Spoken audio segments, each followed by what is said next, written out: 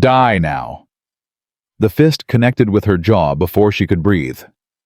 Maya Torres hit the ground, blood mixing with dirt on her lips. 3 men circled her, while the crowd watched and did nothing. Her canine partner Atlas stood motionless, not because he was scared, but because he was waiting. What they didn't know, this 20-year-old woman in the olive green shirt wasn't just a dog handler. What they didn't know, she had completed Navy SEAL training that broke men twice her size. What they didn't know, every strike was being recorded, and payback was already calculated.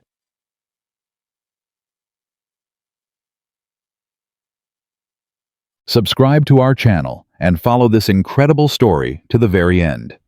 Comment your city below so I can see how far this story travels. The punch came without warning. Maya Torres felt her head snap sideways, felt the copper taste of blood flood her mouth, felt her knees buckle beneath her. She hit the grass hard, her long dark brown hair spilling across her face like a curtain. "Stay down," the man above her growled. "Stay down, and maybe your mutt lives." She didn't move. Not because she was afraid, not because she was hurt, but because every fiber of her being was screaming at her to wait, to calculate, to let them believe they had won. Atlas stood 3 feet away. The Belgian Malinois hadn't moved a muscle since the first man grabbed her shoulder. His dark eyes tracked every threat, every angle, every possible attack vector. But he didn't bark, didn't growl, didn't so much as shift his weight.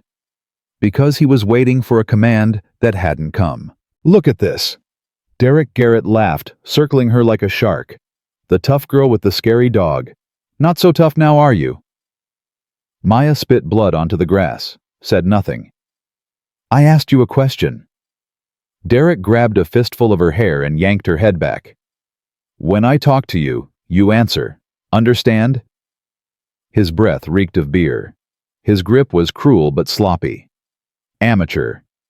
She had endured worse in the first week of Bud's training. "I understand," she said quietly. "Good girl." He released her hair with a shove. "See, that wasn't so hard." His 2 friends laughed. Shane Garrett had his phone out recording everything. Connor Beck stood with his arms crossed, watching the crowd to make sure no one interfered. They had chosen their location well. The far corner of Veterans Memorial Park, away from the main ceremony. A spot where a woman and her dog could be cornered without witnesses who might actually help. But they had made one critical mistake. They had no idea who they were dealing with. 20 minutes earlier, Maya had arrived at the memorial alone. She came every year on this date. June 15th, the anniversary of the day her father died in Yemen. Master Chief Antonio Torres. 3 combat tours. 2 Bronze Stars, 1 daughter who refused to let his legacy disappear. She had parked her truck at the edge of the lot, taken Atlas from his crate, and walked toward the memorial wall without speaking to anyone. Her olive green t-shirt clung to her body in the California heat, the deep neckline practical, but drawing stares she pretended not to notice. Her camouflage pants were standard issue, faded from years of wear. She looked like she didn't belong. That was intentional. At 20 years old, Maya Torres had learned that appearance was the most powerful weapon in her arsenal. Let them see a pretty girl with a dog. Let them see vulnerability. Let them underestimate her until the moment it was too late. She had placed her roses at the memorial wall. 5 red roses for her father's team.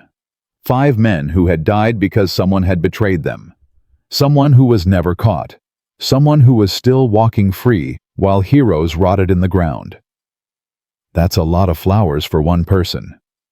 She turned to find an older man in a wheelchair beside her. Vietnam veteran, judging by his cap. His eyes were kind but sharp. "They're not for one person," Maya said. "They're for a team." "Your father?" "My father led them." The old man nodded slowly. "You have his eyes, I can tell. Warrior's eyes." He looked at Atlas, still sitting at perfect attention by her side. "That's not a pet dog." "No, sir, he's not. Military, retired, both of us." The old man studied her for a long moment. "You're young to be retired." "Some people age faster than others." He understood. She could see it in his face. The recognition that passes between people who have seen things that can never be unseen. "Take care of yourself, young lady. And that dog. Partners like that don't come twice." "No, sir, they don't." She watched him wheel away, then turned back to the memorial. Her fingers traced her father's name on the cold stone. Antonio Torres. Master Chief. Navy SEAL. Father. Gone. "I'm trying, Dad," she whispered. "I'm trying to make you proud." Atlas pressed against her leg. His way of saying he was there, that she wasn't alone, that whatever came next, they would face it together. She didn't know that trouble was already walking toward her. Derek Garrett had been watching her since she arrived. He stood by the concession tent with his brother Shane and their friend Connor, nursing beers they had smuggled in and looking for entertainment. The memorial ceremony bored him. The speeches about sacrifice and honor meant nothing to a man who had never sacrificed anything in his life. But the girl with the dog, she interested him. "Look at that," he said, nodding toward Maya. "All alone, no boyfriend, no family, just her and the mutt." "She's hot," Shane observed, zooming in with his phone camera. "Good content material." "She's got that vest on the dog. Service animal, probably one of those fake ones."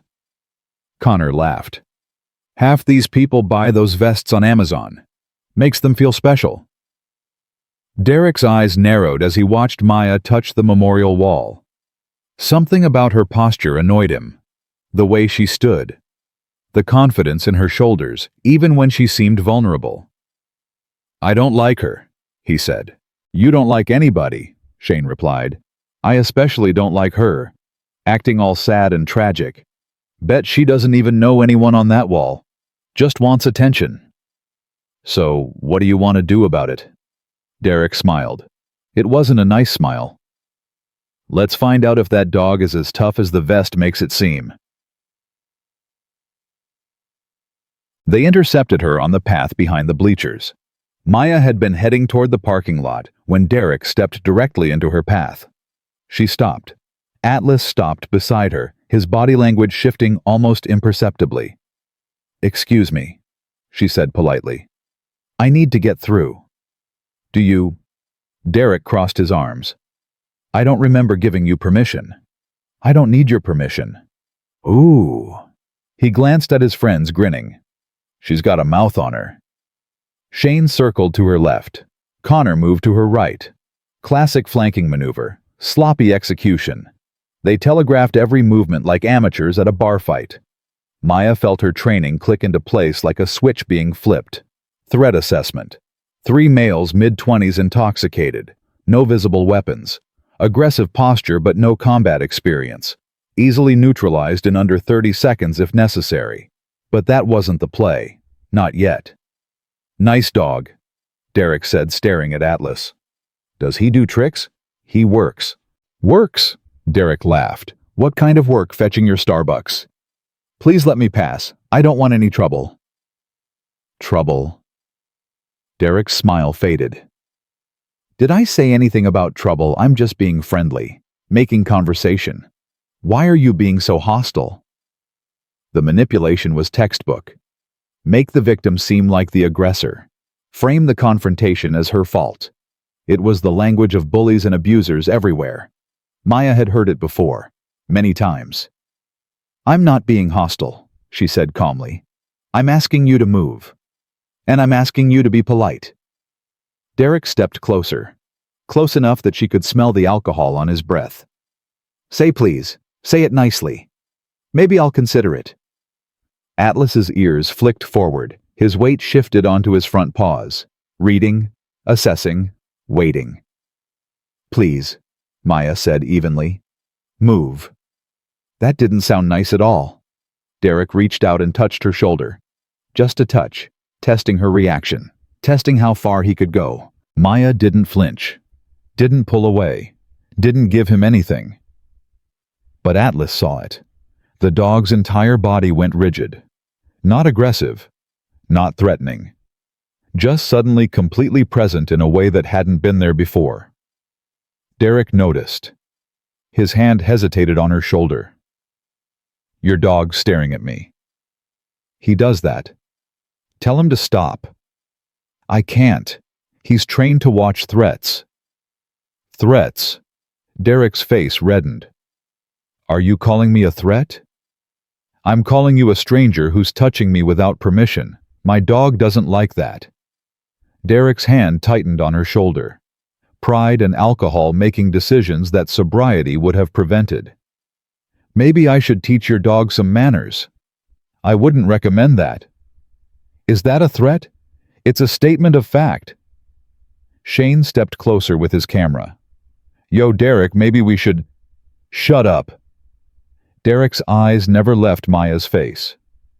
"I want to hear this. The little girl with the scary dog thinks she can threaten me." "I'm not threatening you. I'm warning you. There's a difference." "Oh yeah. What's the warning?" Maya's voice dropped to barely a whisper. Calm. Controlled. Absolutely certain. "My dog has 6 confirmed apprehensions and 3 combat deployments. He's been shot twice and never broke position. If you don't remove your hand in the next 3 seconds, I won't be able to guarantee your safety." Derek laughed, but his hand didn't move. "Combat deployments. Are you insane? This is a service dog at a park. Stop acting like—" Atlas growled. It wasn't loud, wasn't dramatic, just a low rumble that seemed to come from somewhere deep in his chest. A sound that carried a promise. Derek's hand jerked back like he'd touched a hot stove. "Jesus Christ, control your animal." "He is controlled. That's why you still have a hand." For a moment Derek hesitated. Something in her voice, something in the dog's eyes.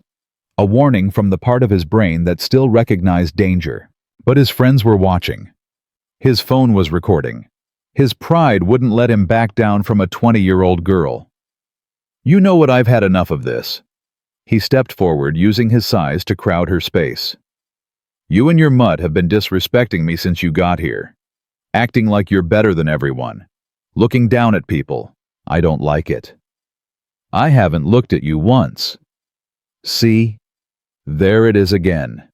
That attitude." He jabbed a finger at her face. "Someone needs to teach you a lesson about respect." Maya didn't back up. Didn't raise her hands. Didn't do anything that could be interpreted as escalation. "Walk away," she said quietly. "While you still can."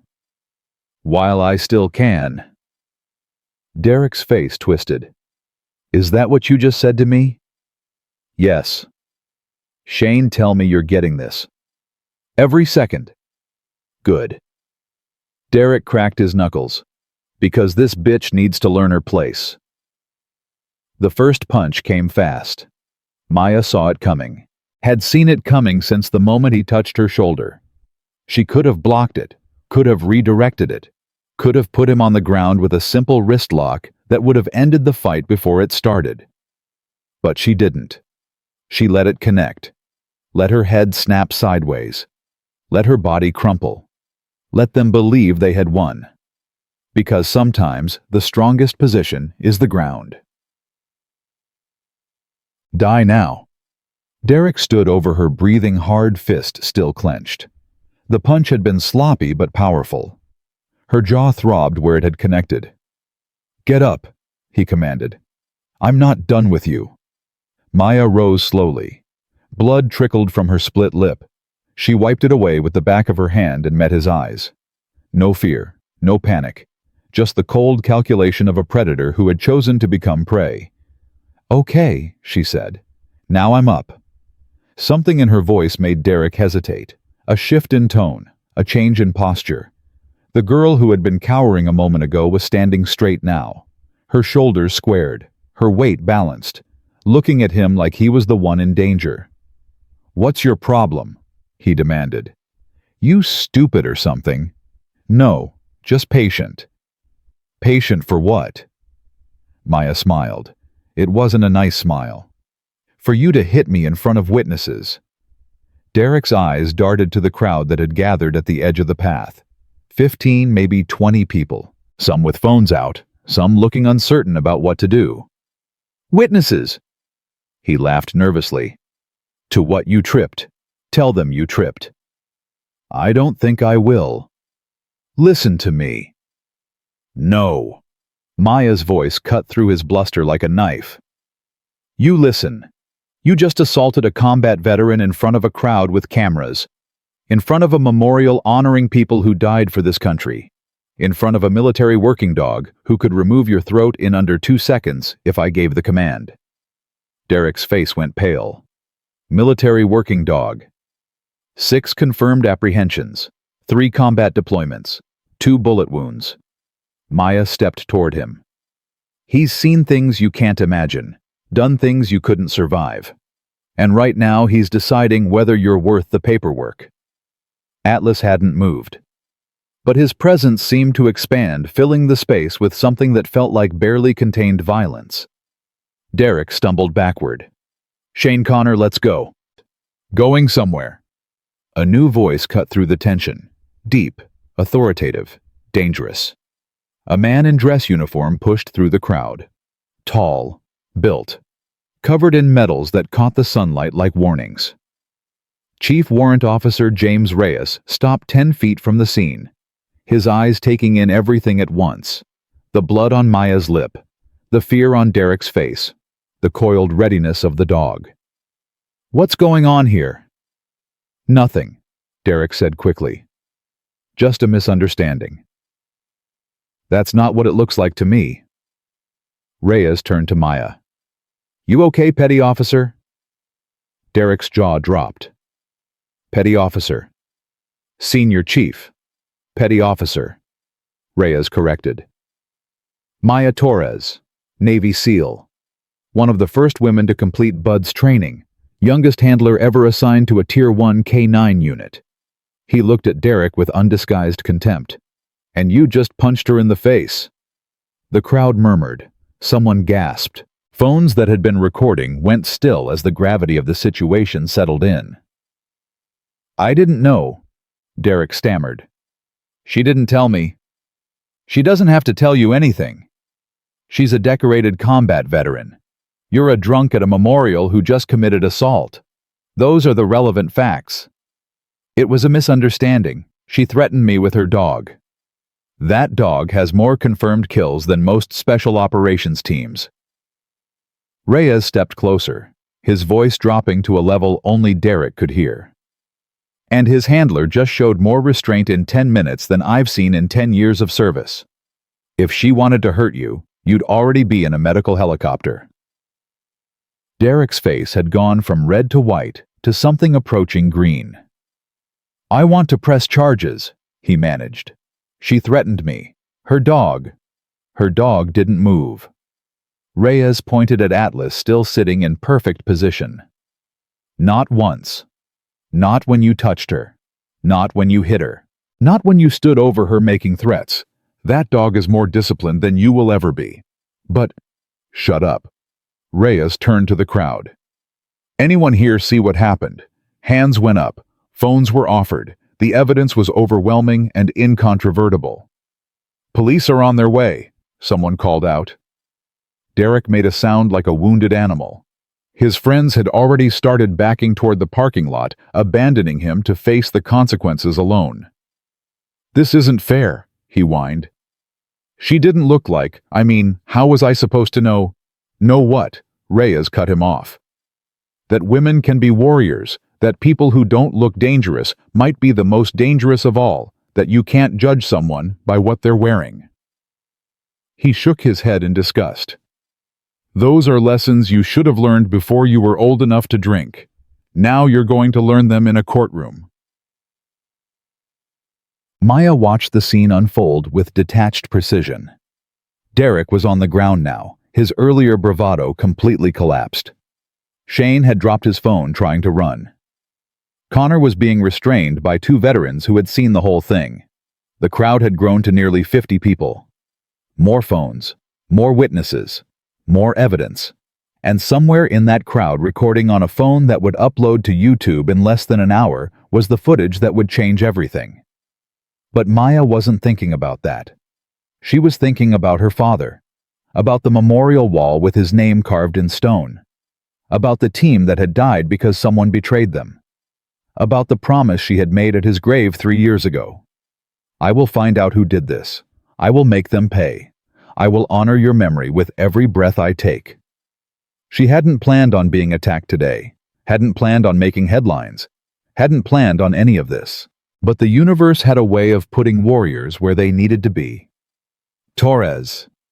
She looked up to find Reyes standing beside her, his expression unreadable. Chief? That was impressive. The restraint, the control.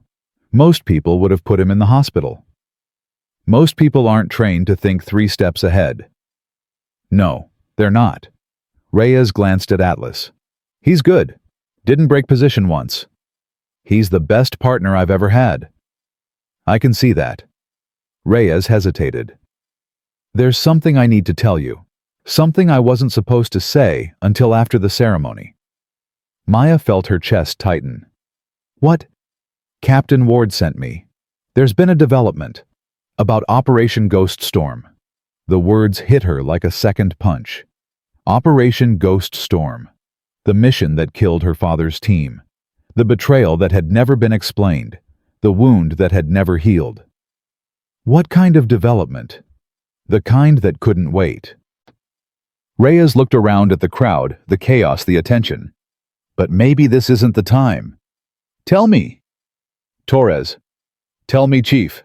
I've waited 3 years. I'm not waiting another minute. Reyes met her eyes, saw the fire there.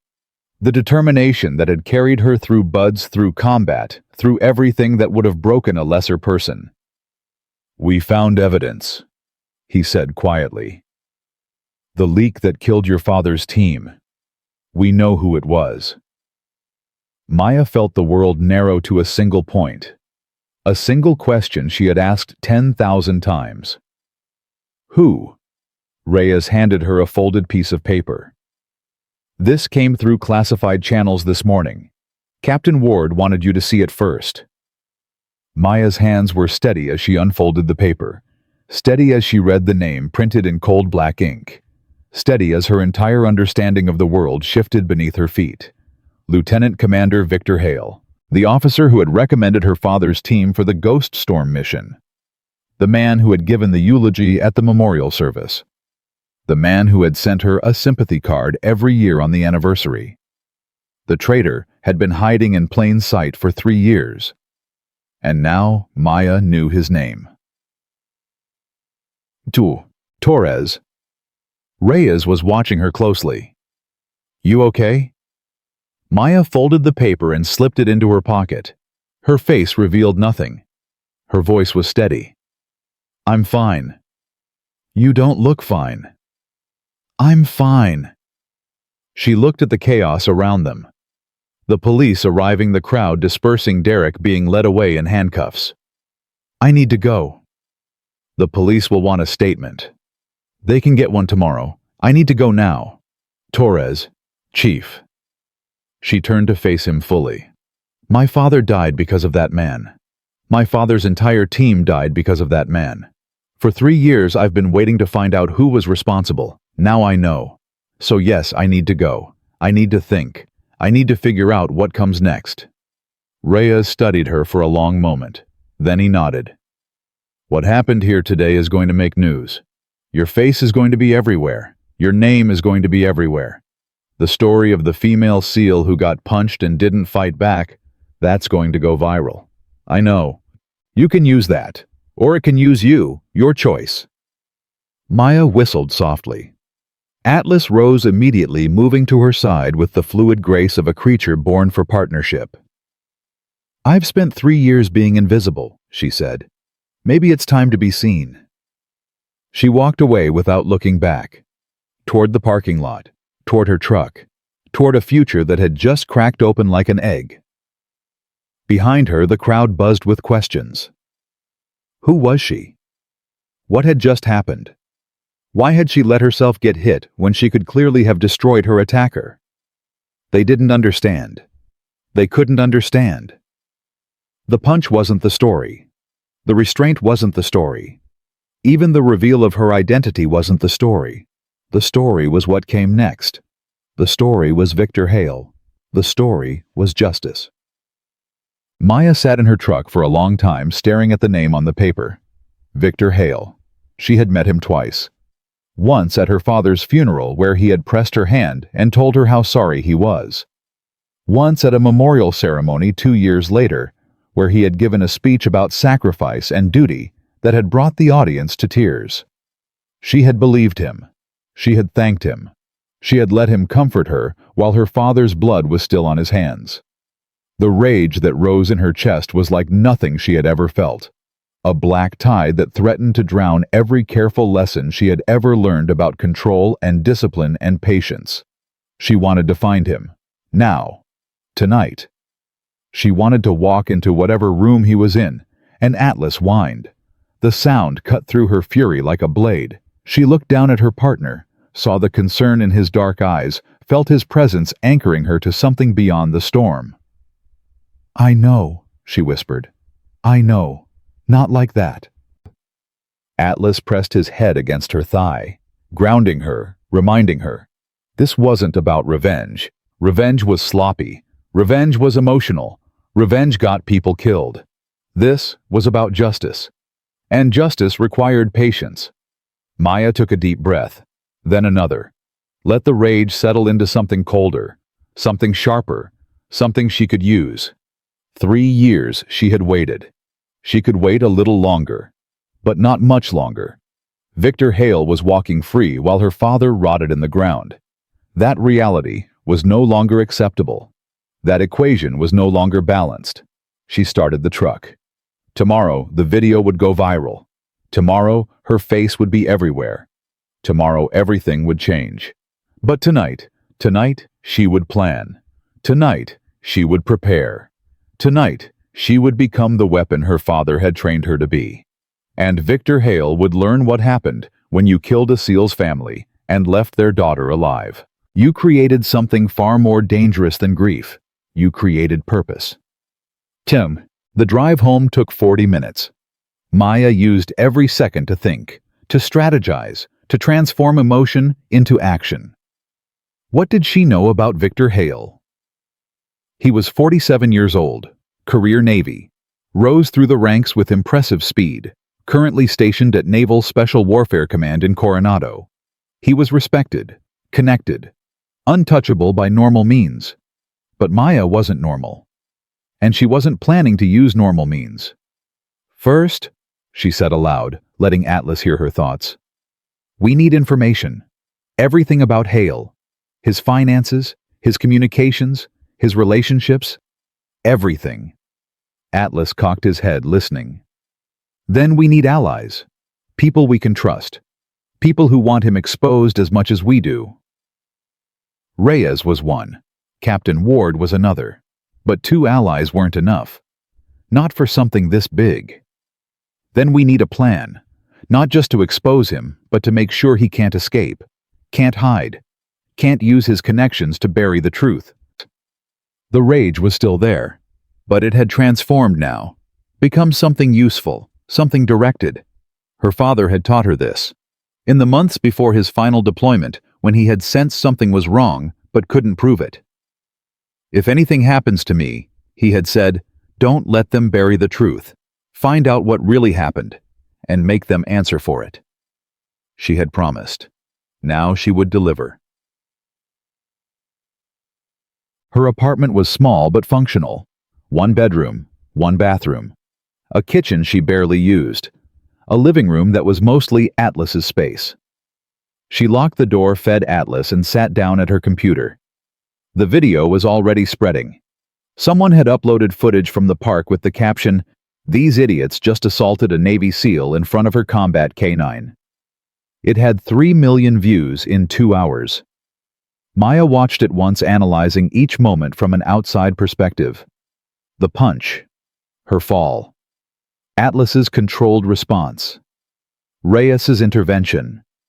Derek's arrest. She looked weak in the video. Small. Vulnerable. Perfect. Let them think she was a victim. Let them see a woman who needed protecting. Let them underestimate her until the moment she struck. Victor Hale was watching this video right now. She was certain of it. And he was feeling relieved. Feeling safe. The daughter of the man he had betrayed was just a girl with a dog who got punched at a memorial and cried about it. No threat. No danger. No connection to the truth that would destroy him. He had no idea what was coming. Her phone buzzed. An unknown number. She answered it. Maya Torres. Who's asking? My name is Elizabeth Ward, Captain Elizabeth Ward. I was your father's commanding officer. Maya's grip tightened on the phone. I know who you are. I saw the video. I saw what happened, and I saw the look on your face when Reyes gave you that paper. What do you want? The same thing you want. Ward's voice was cold and precise. Victor Hale destroyed, exposed, brought to justice for what he did. Why? Because your father wasn't the only one he betrayed. Because I've spent 3 years gathering evidence. Because I'm tired of waiting for someone brave enough to act. A pause. I think you might be that person.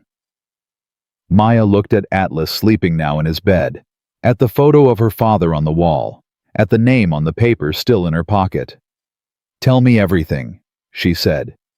Not over the phone. Meet me tomorrow. 0600. The coffee shop on Orange Avenue, 3 blocks from your apartment. How do you know where I live? I know everything about you, Maya. I've been watching you for 2 years, waiting to see if you were ready. Another pause. After today, I think you are. The line went dead. Maya set the phone down and stared at the ceiling. 2 years. Captain Ward had been watching her for 2 years, waiting, evaluating, deciding if the daughter was worthy of the father's legacy. And now, because of a punk with a camera and too much alcohol, everything had accelerated. Tomorrow she would meet with Ward. Tomorrow she would learn what the captain knew. Tomorrow she would take the first step toward destroying the man who had destroyed her family. But tonight she would rest. Because warriors knew that the battle always came. And when it came, you needed to be ready. Maya changed clothes, brushed her teeth, checked the locks twice. Then she lay down on her bed. Atlas stretched out beside her and closed her eyes. Sleep came quickly, but it wasn't peaceful. In her dreams, she saw her father's face, saw his smile, heard his voice telling her he was proud of her, that he loved her, that he always would. Then she saw Victor Hale standing over his grave laughing. She woke at 0500 with her father's name on her lips and murder in her heart. The coffee shop was nearly empty at 0600. Maya arrived first, taking a table in the corner with a clear view of both exits. Atlas lay beneath the table, invisible but alert. She ordered black coffee. Didn't touch it. At 0603, a woman walked through the door. Mid-50s, short silver hair. Eyes that had seen everything and forgiven nothing. Captain Elizabeth Ward. She crossed to Maya's table without hesitation and sat down across from her. You look like your father. I've been told. He was my best operator, the finest man I ever served with. And you let him die. Ward didn't flinch. Yes, I did. Because I didn't see the betrayal coming. Because I trusted Victor Hale when I should have questioned him. Because I failed the people who counted on me. Her voice hardened. I've lived with that failure for 3 years. It's time to make it right. Maya studied her for a long moment, looking for lies, looking for weakness, looking for anything that suggested this woman couldn't be trusted. She found nothing but resolve. Tell me about Hale. Ward opened a folder she had brought with her. Inside were documents, photographs, financial records. Victor Hale has been selling operational intelligence to foreign powers for at least 6 years. We've confirmed payments totaling over $2 million from sources connected to terrorist organizations. How do you know this? Because I've spent 3 years building a case, quietly, carefully, without alerting him or his protectors. Ward slid a photograph across the table. This is him meeting with a known arms dealer in Morocco, 18 months before your father's death. Maya looked at the image. Hale in civilian clothes, smiling, shaking hands with a man whose face had been circled in intelligence briefings. Why hasn't he been arrested? Because he has friends, powerful friends, people who benefit from his information sharing, people who would rather see this buried than exposed. So expose it anyway. I tried, twice. Both times my evidence disappeared. My witnesses went silent. My career was threatened. Ward's jaw tightened. They made it very clear that pursuing this investigation would destroy me. But you're still here. Because some things matter more than careers. Some things matter more than safety. Ward leaned forward. Your father understood that. It's why he was the best. It's why they had to kill him. Maya felt the rage building again, forced it down, focused on facts. What do you need from me? Access. Hale knows I'm watching him. He doesn't know about you. After the video, everyone thinks you're just a victim. A symbol. A story about a brave woman who got punched and didn't fight back. Ward's eyes glittered. They have no idea what you really are, what you're capable of, what you're willing to do. You want me to get close to him. I want you to destroy him. From the inside. Ward slid another document across the table. There's an event next week, a fundraiser for veterans organizations. Hale will be there. So will most of Naval Special Warfare Command. Maya looked at the invitation. You want me to attend? I want you to be seen, be photographed, be recognized as the woman from the video. Let them think you're there to accept their sympathy and shake their hands. Ward's smile was cold. Let them have no idea that you're hunting the man who killed your father. Maya thought about it. The risks, the opportunities. The chance to look Victor Hale in the eyes and make him believe he was safe. I'm in. Good. Ward gathered her documents. I'll send you everything you need. Background on Hale, files on his network, names of people we can trust and people we can't. And if this doesn't work, if he realizes what we're doing, then we improvise. Ward stood. Your father was brilliant at improvisation. Something tells me you inherited that trait. She walked out without looking back.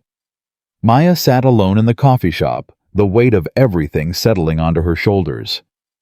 1 week, one event, one chance to begin the destruction of Victor Hale. She looked down at Atlas still waiting beneath the table. What do you think, buddy? Ready to hunt? Atlas's tail wagged once. That was answer enough. The week passed like a held breath. Maya spent every waking hour studying Victor Hale, his routines, his contacts, his lies. Captain Ward's files revealed a man who had perfected the art of deception, smiling at funerals he had caused, shaking hands with widows he had created, accepting medals for missions he had sabotaged. The more she learned, the colder her rage became. He visited my mother, she said to Ward during their third meeting.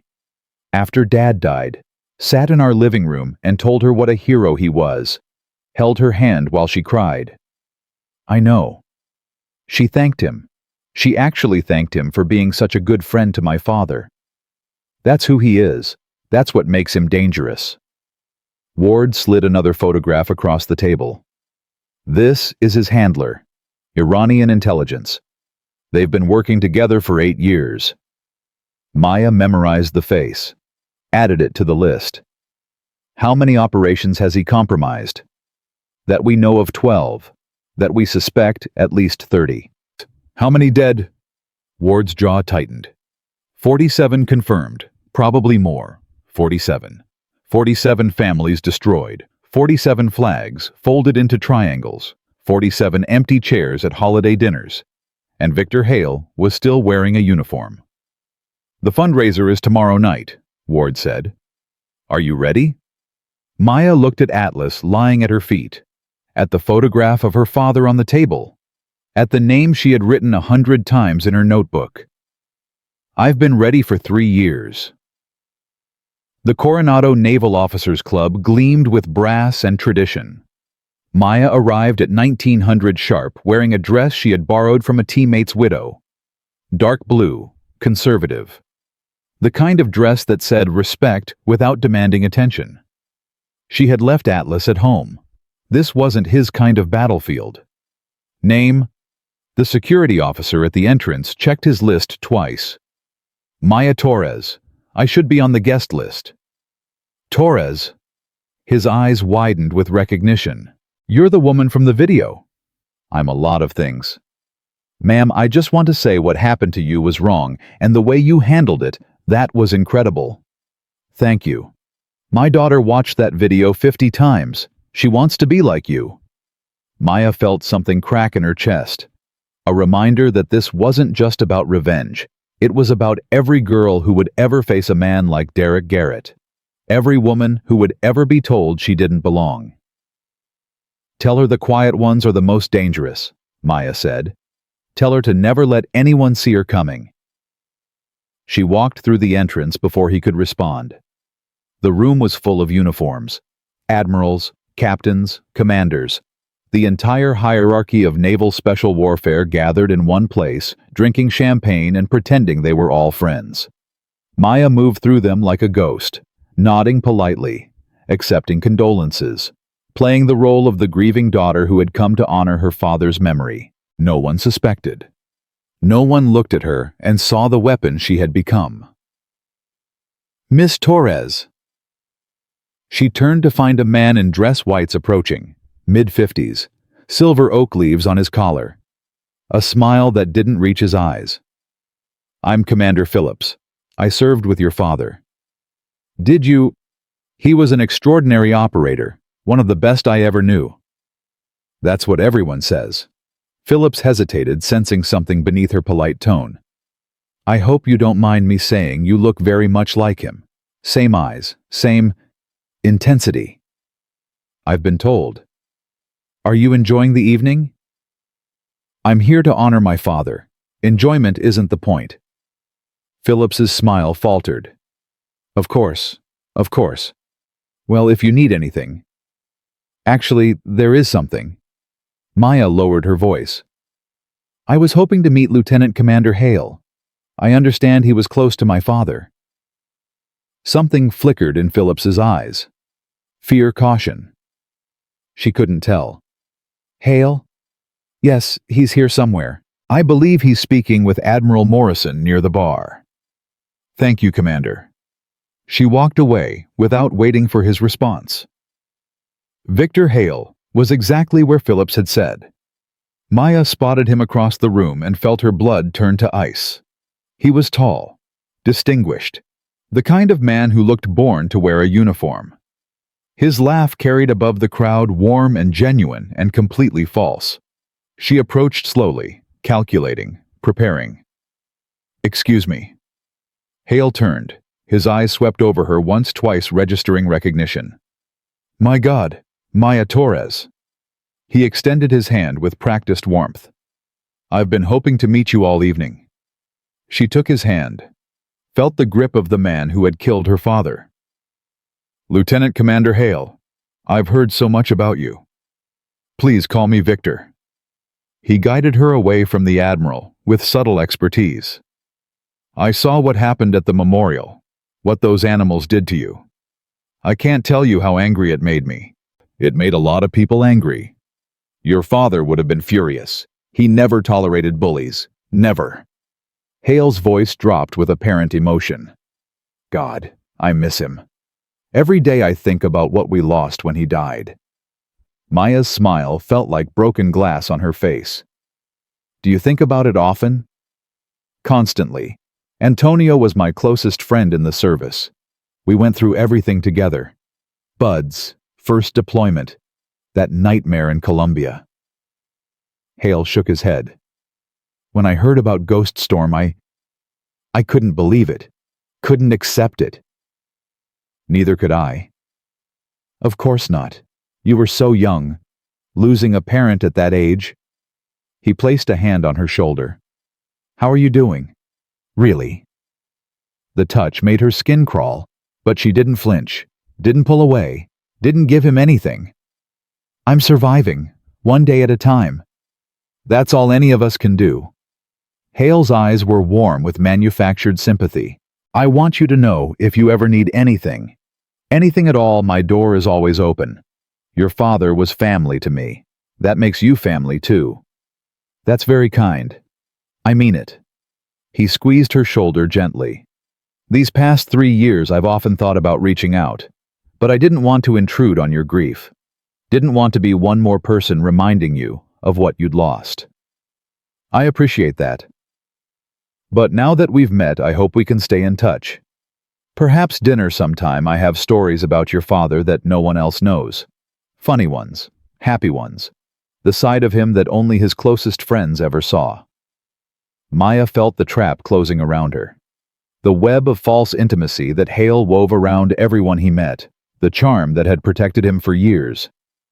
I'd like that, she said. Wonderful. He released her shoulder and reached into his pocket. Here's my card. Personal number on the back. Call anytime. She took the card, looked at the name printed in elegant script. Lieutenant Commander Victor Hale, the man who had murdered her father. Thank you, Victor. This means more than you know. He smiled that perfect lying smile. Family takes care of family.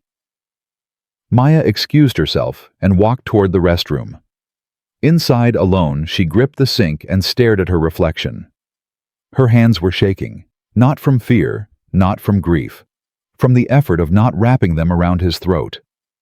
She had looked into his eyes, heard his voice, felt his hand on her shoulder, and he had felt nothing. No guilt, no shame, no hesitation.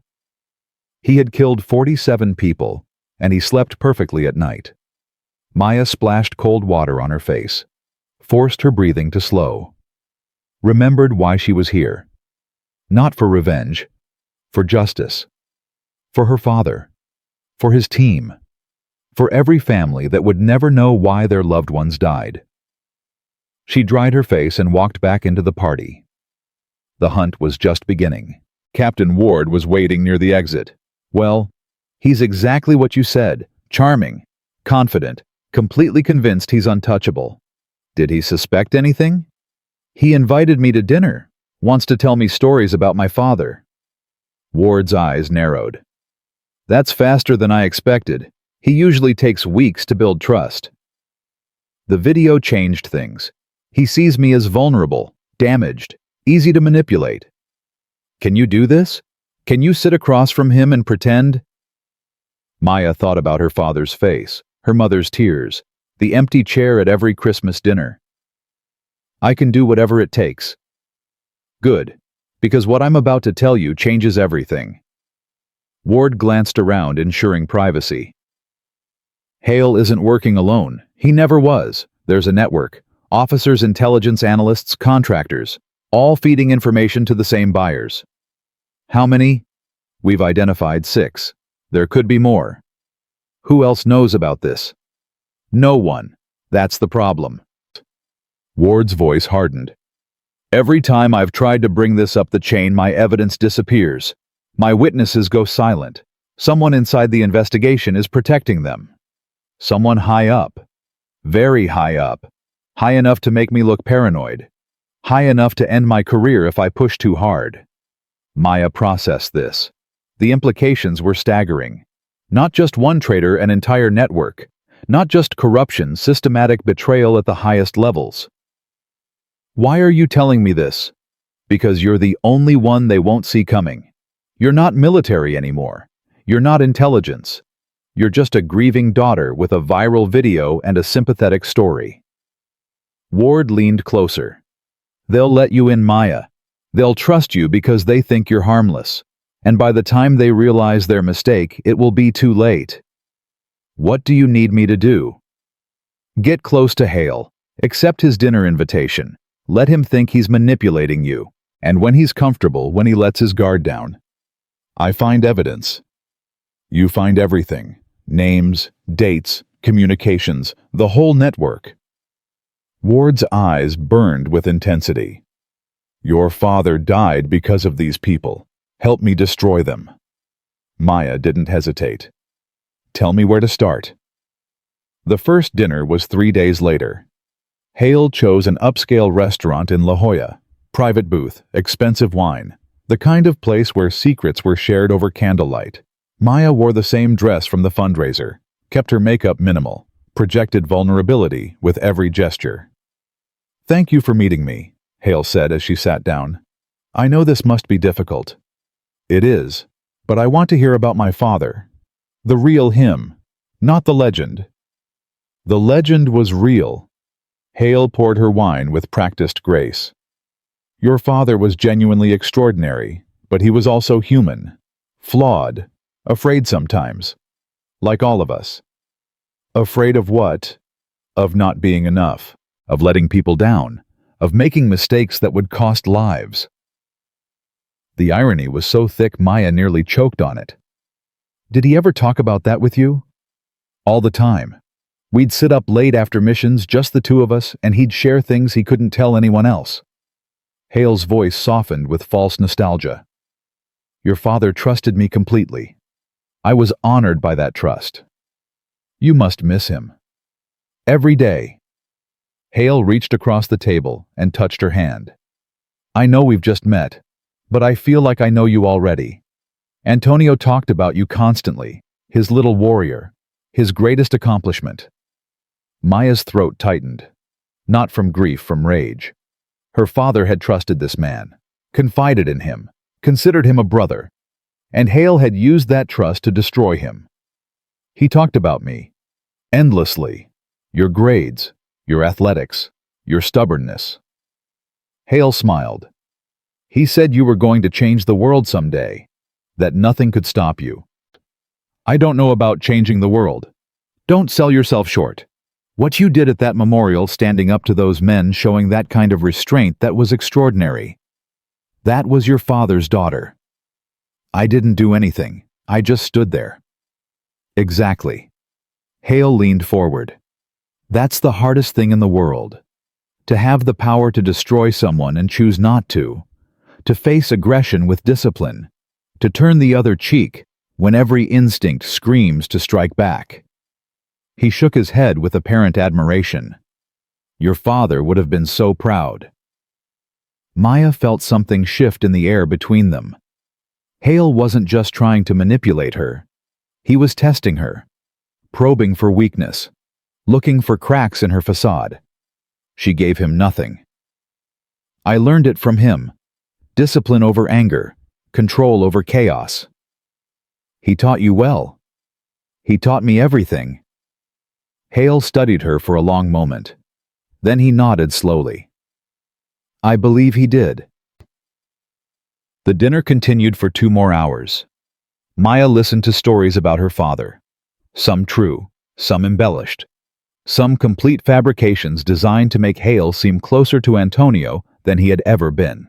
She laughed at the right moments, teared up at the right moments, asked questions that made Hale feel wise and important and trusted. By the time dessert arrived, he was completely convinced. Maya, I have to say this evening has meant more to me than you know. I've been carrying guilt about your father's death for 3 years, wondering if there was something I could have done, something I missed. What do you mean? Hale's expression shifted, became serious, concerned. The mission that killed him. Ghost Storm. I was the one who recommended his team for the operation. Maya's heart stopped. She hadn't known this. Ward hadn't told her. Hale had personally sent her father to die. You recommended him. I thought it was a good mission, good intelligence, acceptable risk. His voice cracked with manufactured grief. I was wrong. The intelligence was bad. The mission was compromised before it began, and your father paid the price for my mistake. It wasn't your fault. It was. I should have pushed back, should have asked more questions, should have trusted my instincts instead of the briefing materials. Hale wiped his eyes. I've never forgiven myself.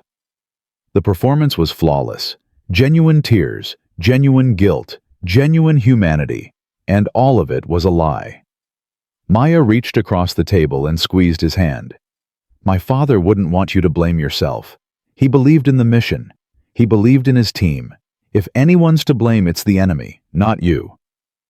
You're kind to say that. I mean it. She held his gaze. You were his friend. You tried to give him an opportunity to serve. That's all anyone can do. Hale's smile was grateful and warm and completely reptilian. Thank you, Maya. You have no idea what that means. Yes, she thought, I do. You think you've won. You think you've fooled me. You think I'm just a stupid girl who believes your tears. You have no idea what's coming. The second dinner was a week later, and the third, and the fourth. Each meeting Maya gathered more information. Names dropped casually, complaints about colleagues, references to meetings and events that Ward could cross-reference. Each meeting Hale revealed more of himself, his arrogance, his contempt for the people he pretended to respect, his absolute confidence that he would never be caught. The Navy is full of fools, he said during their fifth dinner. Men who follow orders without thinking, who believe what they're told without questioning, who trust the system to protect them. You don't trust the system. I trust myself. That's the only thing that's ever kept me alive. My father said something similar once. He was right. In this world, the only person you can count on is yourself. Hale poured more wine. Everyone else will disappoint you eventually. Everyone else will fail you when you need them most. That's a lonely way to live. It's a safe way to live. His eyes met hers. Have I ever told you about my first deployment? No. It was supposed to be routine, simple extraction, in and out in 6 hours. Hale's voice dropped. Someone leaked our position. We were ambushed before we even reached the target. 3 men died in the first 60 seconds. Maya felt her pulse quicken. Was he confessing testing her, or just creating another layer of false intimacy? What happened? I survived. Barely. Spent 3 months in recovery asking myself how it happened, how someone knew exactly where we would be. He shook his head. I never found out, but I learned something that day. Something important. What? That trust is a liability, that secrets are currency, that the only way to stay safe in a dangerous world is to make sure you have more information than anyone else. Maya stored every word, filed every implication. Hale wasn't just confessing, he was explaining, justifying, revealing the twisted logic that had led him to become a traitor. You sound like you've thought about this a lot. Every day for 20 years. His smile was cold. Every day I ask myself the same question, who can I trust? And every day the answer is the same. No one, no one. He raised his glass. Except maybe you, Maya. There's something about you, something that reminds me of your father, something authentic. I'll take that as a compliment. It is. He drank deeply. It absolutely is. Maya smiled and raised her own glass. If you only knew, she thought. If you only knew how authentic this really is. The break came 6 weeks later. Maya was at Hale's apartment, a luxury condo overlooking the harbor, for what he called a casual evening. Wine, music, conversation. She had been there twice before, each time pushing the boundaries slightly, each time earning more trust. Tonight he was drunk. Not sloppy drunk. Hale was too disciplined for that, but loose enough to lower his guard, loose enough to say things he shouldn't. Can I tell you something? He asked, refilling his glass. Anything. I've never met anyone like you. Someone who actually understands. Someone who doesn't judge. Why would I judge you? Because I've done things, Maya. Things I'm not proud of. Things that had to be done. His eyes were distant. In this world, sometimes you have to make impossible choices. Sometimes you have to sacrifice pieces of yourself to survive. What kind of choices? The kind that keep you up at night. The kind that make you wonder if there's anything left inside worth saving. He laughed bitterly. Your father never understood that. He was too good, too pure, too convinced that honor meant something. Maya's blood ran cold. What do you mean? I mean he could have had everything. Money, power, security. All he had to do was compromise a little, bend the rules, accept that the world isn't black and white. Hale shook his head. But he wouldn't. He couldn't. And look where it got him. He died a hero. He died for nothing. The words came out sharp, bitter, true. He died because he wouldn't play the game, because he insisted on being honorable in a world that punishes honor, because he trusted people who... Hale stopped, his eyes focused, sharpened, as if suddenly realizing he had said too much. I'm sorry. I shouldn't speak ill of the dead, especially not your father. It's okay. I want to hear it. No, I've had too much wine. I'm saying things I don't mean. He set down his glass. We should probably call it a night. Maya didn't push, didn't probe, didn't give any indication that she had just heard a confession. Of course. Thank you for dinner, Victor. My pleasure, as always. He walked her to the door, his hand lingering on the small of her back. Maya. Yes. I'm glad we found each other. I'm glad I have someone I can talk to, someone who understands. So am I. She kissed his cheek, a brief, appropriate gesture, a seal on the trust she had spent weeks building. Then she walked out into the night. And the moment she reached her car, she called Ward. I have him. What did he say? Enough. He blamed my father for trusting people. He said Dad died because he wouldn't play the game. He called honor a weakness. Maya's voice was ice. He as good as admitted he was involved. That's not evidence. That's implication. Then I'll get evidence. He trusts me now. He thinks I'm on his side. How far are you willing to go? Maya looked up at Hale's condo, at the light still glowing in his window. As far as it takes. There might be another way. Ward's voice dropped. I've been contacted by someone who claims to have physical evidence against Hale. Documents, communications, proof. Who? He wouldn't give his name, just said he wanted to meet. Said he had information that could destroy the entire network. A trap? Maybe. Or maybe someone inside wants out. Ward paused. I need you to meet him. Tonight. Alone. Where? Warehouse District, Building 7, midnight. Maya checked her watch. 10:47. I'll be there. Be careful, Maya. If this is real, it changes everything. And if it's not, I'll handle it. She hung up and started driving. Toward the warehouse. Toward the unknown. Toward whatever waited in the darkness. Atlas was waiting when she got home to grab her gear. He sensed it immediately. The tension, the urgency, the shift from hunting to action. Not tonight, buddy. I need you to stay. He whined, pressed against her leg. I know. But where I'm going, I need to be invisible. And you're a lot of things, but invisible isn't one of them. She knelt and pressed her forehead against his. If I don't come back, Ward will take care of you, she promised. Atlas licked her face, his way of refusing to accept that possibility. I love you too. She grabbed her bag, checked her equipment, and walked out the door. The warehouse was dark when she arrived. Building 7. Abandoned for years. The kind of place where deals were made and bodies were buried.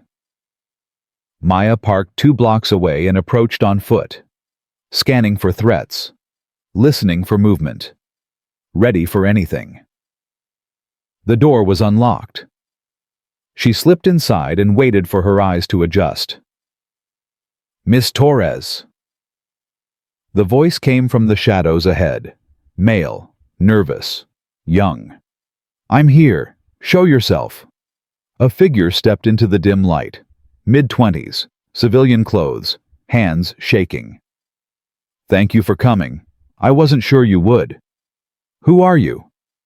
"My name is Derek Garrett." Maya's hand moved toward her weapon. "You're the one who hit you, yes, at the memorial." His voice cracked. I know what I did, and I know you have every reason to hate me." "Then why am I here?" "Because I have something you need." Derek reached into his jacket slowly, carefully, and pulled out a folder. "I didn't know what I was doing. I didn't know who you were. But after everything came out, after I saw the news, I started asking questions about my grandfather, about his military friends, about Victor Hale." Maya's blood turned to ice. "What about Hale?" "My grandfather served with him. Years ago. They stayed in touch." Derek's hands trembled as he opened the folder. "After Grandpa died, I found these. In his safe. Letters, documents, things he was never supposed to have." He handed her the folder. Maya looked inside and felt the world shift beneath her feet. Communications between Hale and foreign agents. Payment records. A list of compromised operations, including Ghost Storm, including her father's name. "Where did your grandfather get these?" "I don't know, but I think he knew. About Hale, about what he was doing." Derek's voice broke. "I think he was gathering evidence, building a case, and then he died before he could use it." "Why are you giving this to me?" "Because of what I did to you. Because I was stupid and drunk and cruel, and I hurt someone who didn't deserve it." Tears streamed down his face. "Because my grandfather believed in honor, and I want to prove I can believe in it too." Maya stared at him, at the man who had punched her 6 weeks ago, who had called her names, who had tried to humiliate her in front of a crowd. Now standing in a dark warehouse, handing her the weapon that would destroy Victor Hale. "This doesn't change what you did." "I know. It doesn't make us even." "I know that too." Derek wiped his eyes. "I'm not asking for forgiveness. I'm asking for a chance to do something right, maybe for the first time in my life." Maya looked at the folder in her hands, at the names, the dates, the proof, everything she had been searching for. "Why should I trust you?" "You shouldn't. I'm nobody. I'm less than nobody." His voice steadied. "But those documents are real, and if you use them right, you can take down the man who killed your father." Maya made a decision. "If you're lying, I'm not. If this is a trap, it's not. I swear on my grandfather's grave." She studied his face, looked for deception, found only desperation and something that might have been the beginning of redemption. "Get out of here. Go home. And don't tell anyone about this meeting." "What are you going to do?" Maya closed the folder and slipped it into her bag. "I'm going to finish what my father started." She walked out of the warehouse without looking back. Behind her, Derek Garrett stood alone in the darkness, wondering if he had just changed everything, or destroyed it. Maya drove through the empty streets with the folder on the seat beside her. The evidence was real. She could feel it, could sense the truth radiating from those pages like heat from a fire. Hale had been careful, but not careful enough. Someone Derek's grandfather had been watching, waiting, gathering proof, and now that proof was in her hands. Her phone buzzed. "Ward. Did you get it?" "I got it. And it's everything. Communications, payments, a complete record of Hale's betrayal going back 6 years." Silence on the other end. "Ward, are you there?" "I'm here." Her voice was strange, tight. "Maya, where are you?" "Heading home." "Why?" Don't go home." "What?" "They know. I don't know how, but they know. Hale called me 10 minutes ago. Asked about you. Asked questions he shouldn't have been able to ask." Maya's hands tightened on the wheel. "What kind of questions?" "About your real background. About your training. About why you've really been spending time with him." Ward's voice cracked. "Maya, he knows you're not what you pretend to be. He knows you're hunting him. The world narrowed to a single burning point. How? Someone talked. Someone inside my network. Someone I trusted. Maya thought about the folder. The evidence. Everything she had just gained. And everything she might be about to lose. What do I do? Run. Get out of San Diego. Get somewhere safe and wait for my signal. I'm not running. Maya. I have the evidence, Ward.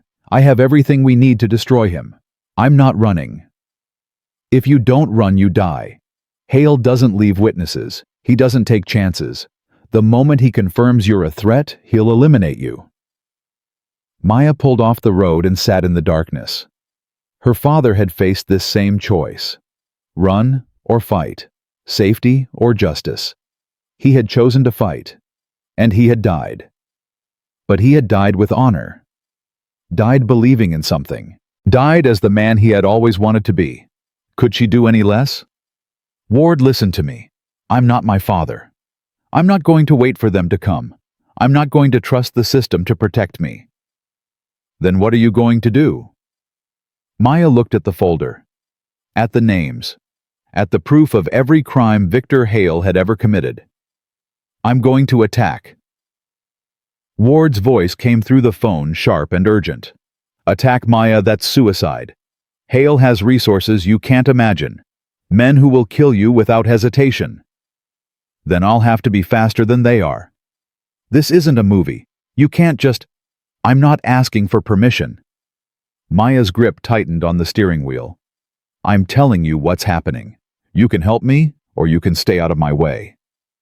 Silence stretched between them. Then Ward exhaled slowly. What's your plan? Hale thinks he's hunting me. He thinks I'm scared and running. That's exactly what I want him to think. You're going to use yourself as bait. I'm going to end this.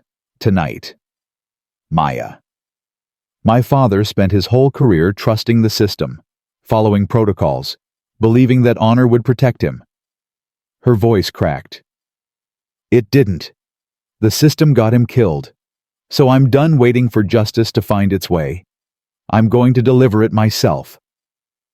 Ward was quiet for a long moment. Where do you need me? Naval Base Coronado, main gate. 1 hour. That's insane. Hale will have people watching every entrance. I'm counting on it. Maya hung up before Ward could argue further. She drove toward the base with her heart pounding against her ribs. Every instinct screamed that this was wrong, that she should run, that she should hide and let someone else fight this battle. But there was no one else. There never had been. Atlas was waiting when she pulled into the parking lot 3 blocks from the base. She had called her neighbor to bring him, couldn't face what was coming without her partner by her side. Hey, buddy. She knelt and pressed her face against his fur. We're going hunting tonight. You ready? His tail wagged once. Sharp. Certain. That's what I thought. She checked her gear. The folder with Hale's evidence was secured in a waterproof case. Her phone had been backed up to 3 different cloud servers. If something happened to her, the truth would survive. But she didn't plan on something happening to her. She planned on something happening to Victor Hale. Ward was waiting at the rendezvous point. You're actually doing this. Did you doubt me? No, that's what worries me. Ward handed her a radio. Encrypted channel. If things go wrong, call for backup. If things go wrong, backup won't matter. Maya. I know what I'm doing. She met Ward's eyes. I've been training for this my whole life. Every drill, every deployment, every nightmare about my father's death. It was all leading here. Your father wouldn't want you to die for revenge. This isn't revenge. It's justice. Maya checked her weapon. There's a difference. Is there? Yes. Revenge is selfish. Justice is necessary. She looked toward the base. 47 people died because of Victor Hale. 47 families destroyed. 47 holes in the world that will never be filled. Someone has to answer for that. And if that someone is you, Maya smiled. It wasn't a happy smile. Then at least I'll know I tried. The base was quiet at midnight. Maya moved through the shadows with Atlas at her side, using access codes Ward had provided. Every door opened. Every checkpoint cleared. Either Ward's clearances were still good, or someone wanted her to get inside. She didn't know which option was worse. Hale's quarters are in Building 12, Ward said through the radio. East Wing, 3rd floor. I know. Security rotation changes in 15 minutes. You'll have a window. I know that too. Maya, if he's expecting you. Then this ends faster than I planned. She cut through the administration building and emerged near the officers' housing complex. Building 12 loomed ahead, its windows dark except for one. 3rd floor, East Wing. Hale was awake, waiting. He knows I'm coming, Maya whispered. Abort. Get out now. No. If he knows I'm coming, then he's scared, and scared people make mistakes. She moved toward the building with Atlas following like a ghost. The stairwell was empty, too empty. No guards, no patrols, no one between her and her target. It was a trap. She knew it was a trap. She climbed anyway. 3rd floor, East Wing. The door to Hale's quarters stood slightly open, an invitation. Maya pushed it wide and stepped inside. Victor Hale sat in an armchair facing the entrance, a glass of whiskey in his hand. He wasn't surprised to see her, wasn't alarmed, just smiled that perfect lying smile. Maya, I was wondering when you'd arrive. You knew I was coming. I suspected. After our last conversation, certain things became clear. He sipped his whiskey. You're not the grieving daughter I thought you were. You're something else entirely. I'm exactly what you made me. Ah. His eyes glittered with something that might have been admiration. The child of a man I destroyed come to avenge her father. It's almost poetic. You admit it. Why not we're alone? No witnesses, no recordings that would survive what's about to happen. Hale set down his glass. I killed your father, Maya. Not directly, I'm not a barbarian, but I gave his position to people who were. I watched the mission reports come in and felt nothing but satisfaction. Maya's hand moved toward her weapon. Don't. Hale's voice hardened. There are 3 snipers watching this room. The moment you touch that gun, you die. Then why am I still alive? Because I'm curious. He stood slowly. I've spent 6 weeks trying to understand you. Your patience, your control, your ability to sit across from me and pretend you didn't want to tear my throat out. He stepped closer. I've met many dangerous people in my life, Maya. But you might be the most dangerous of all. Is that supposed to be a compliment? It's an observation, and a warning. His eyes narrowed. You can't win this. You can't even survive this, but you can choose how you die. I'm not planning to die tonight. No one ever plans to die.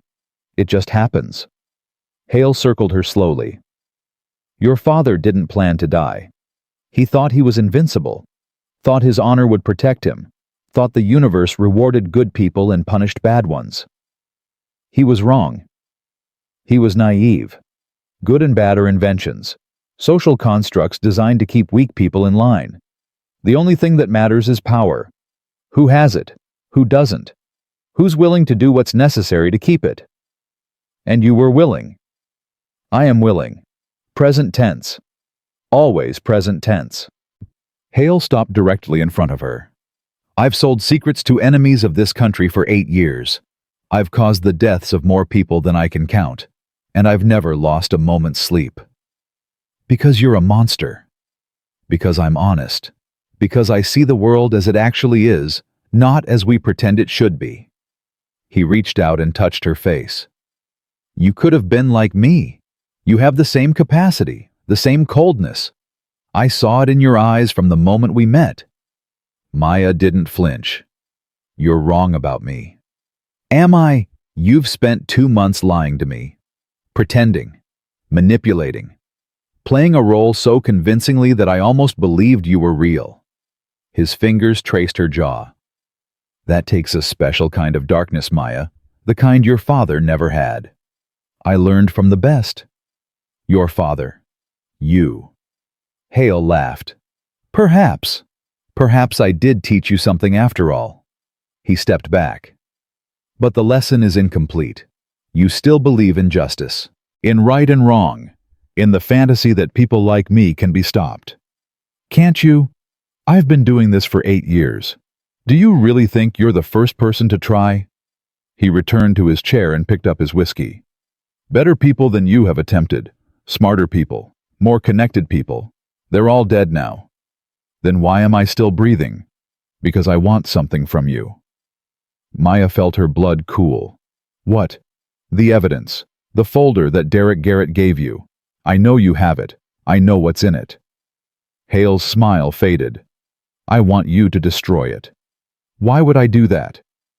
Because if you don't, I'll kill everyone you love. Your mother, your sister, your niece. That annoying EMT you were talking to at the memorial. He leaned forward. I'll kill them slowly, painfully, and I'll make sure you know exactly what's happening to them while it happens. Maya's heart stopped. You're bluffing. I never bluff. Bluffing is for people who can't deliver on their threats. Hale pulled out his phone and showed her a photograph. Her mother walking into a grocery store, time-stamped 2 hours ago. My people are very good at what they do, and they're very close to the people you love. The world collapsed to a single point of rage and fear. If you touch them, I won't. Not if you cooperate. Hale's voice was almost gentle. Give me the evidence. Walk away. Disappear. And I'll let your family live. And if I refuse, then we're back to the original plan.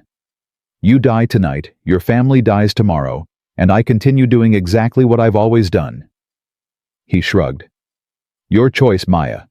Justice or survival. You can't have both. Maya stood in the center of the room, feeling the weight of everything pressing down on her. Her father's memory, her mother's life, her niece's future. All of it balanced on what she did in the next 30 seconds. Well, Hale asked, what's it going to be? Maya looked at him. At the monster who had destroyed her family, who had killed 47 people without remorse, who was now threatening to kill everyone else she loved, and she made her choice. Atlas. The word was barely a whisper, but the dog heard it. Atlas exploded from his position by the door, launching himself at Hale with a speed that defied physics. The traitor screamed as 90 pounds of combat-trained fury slammed into his chest, driving him backward into the chair. Maya moved in the same instant.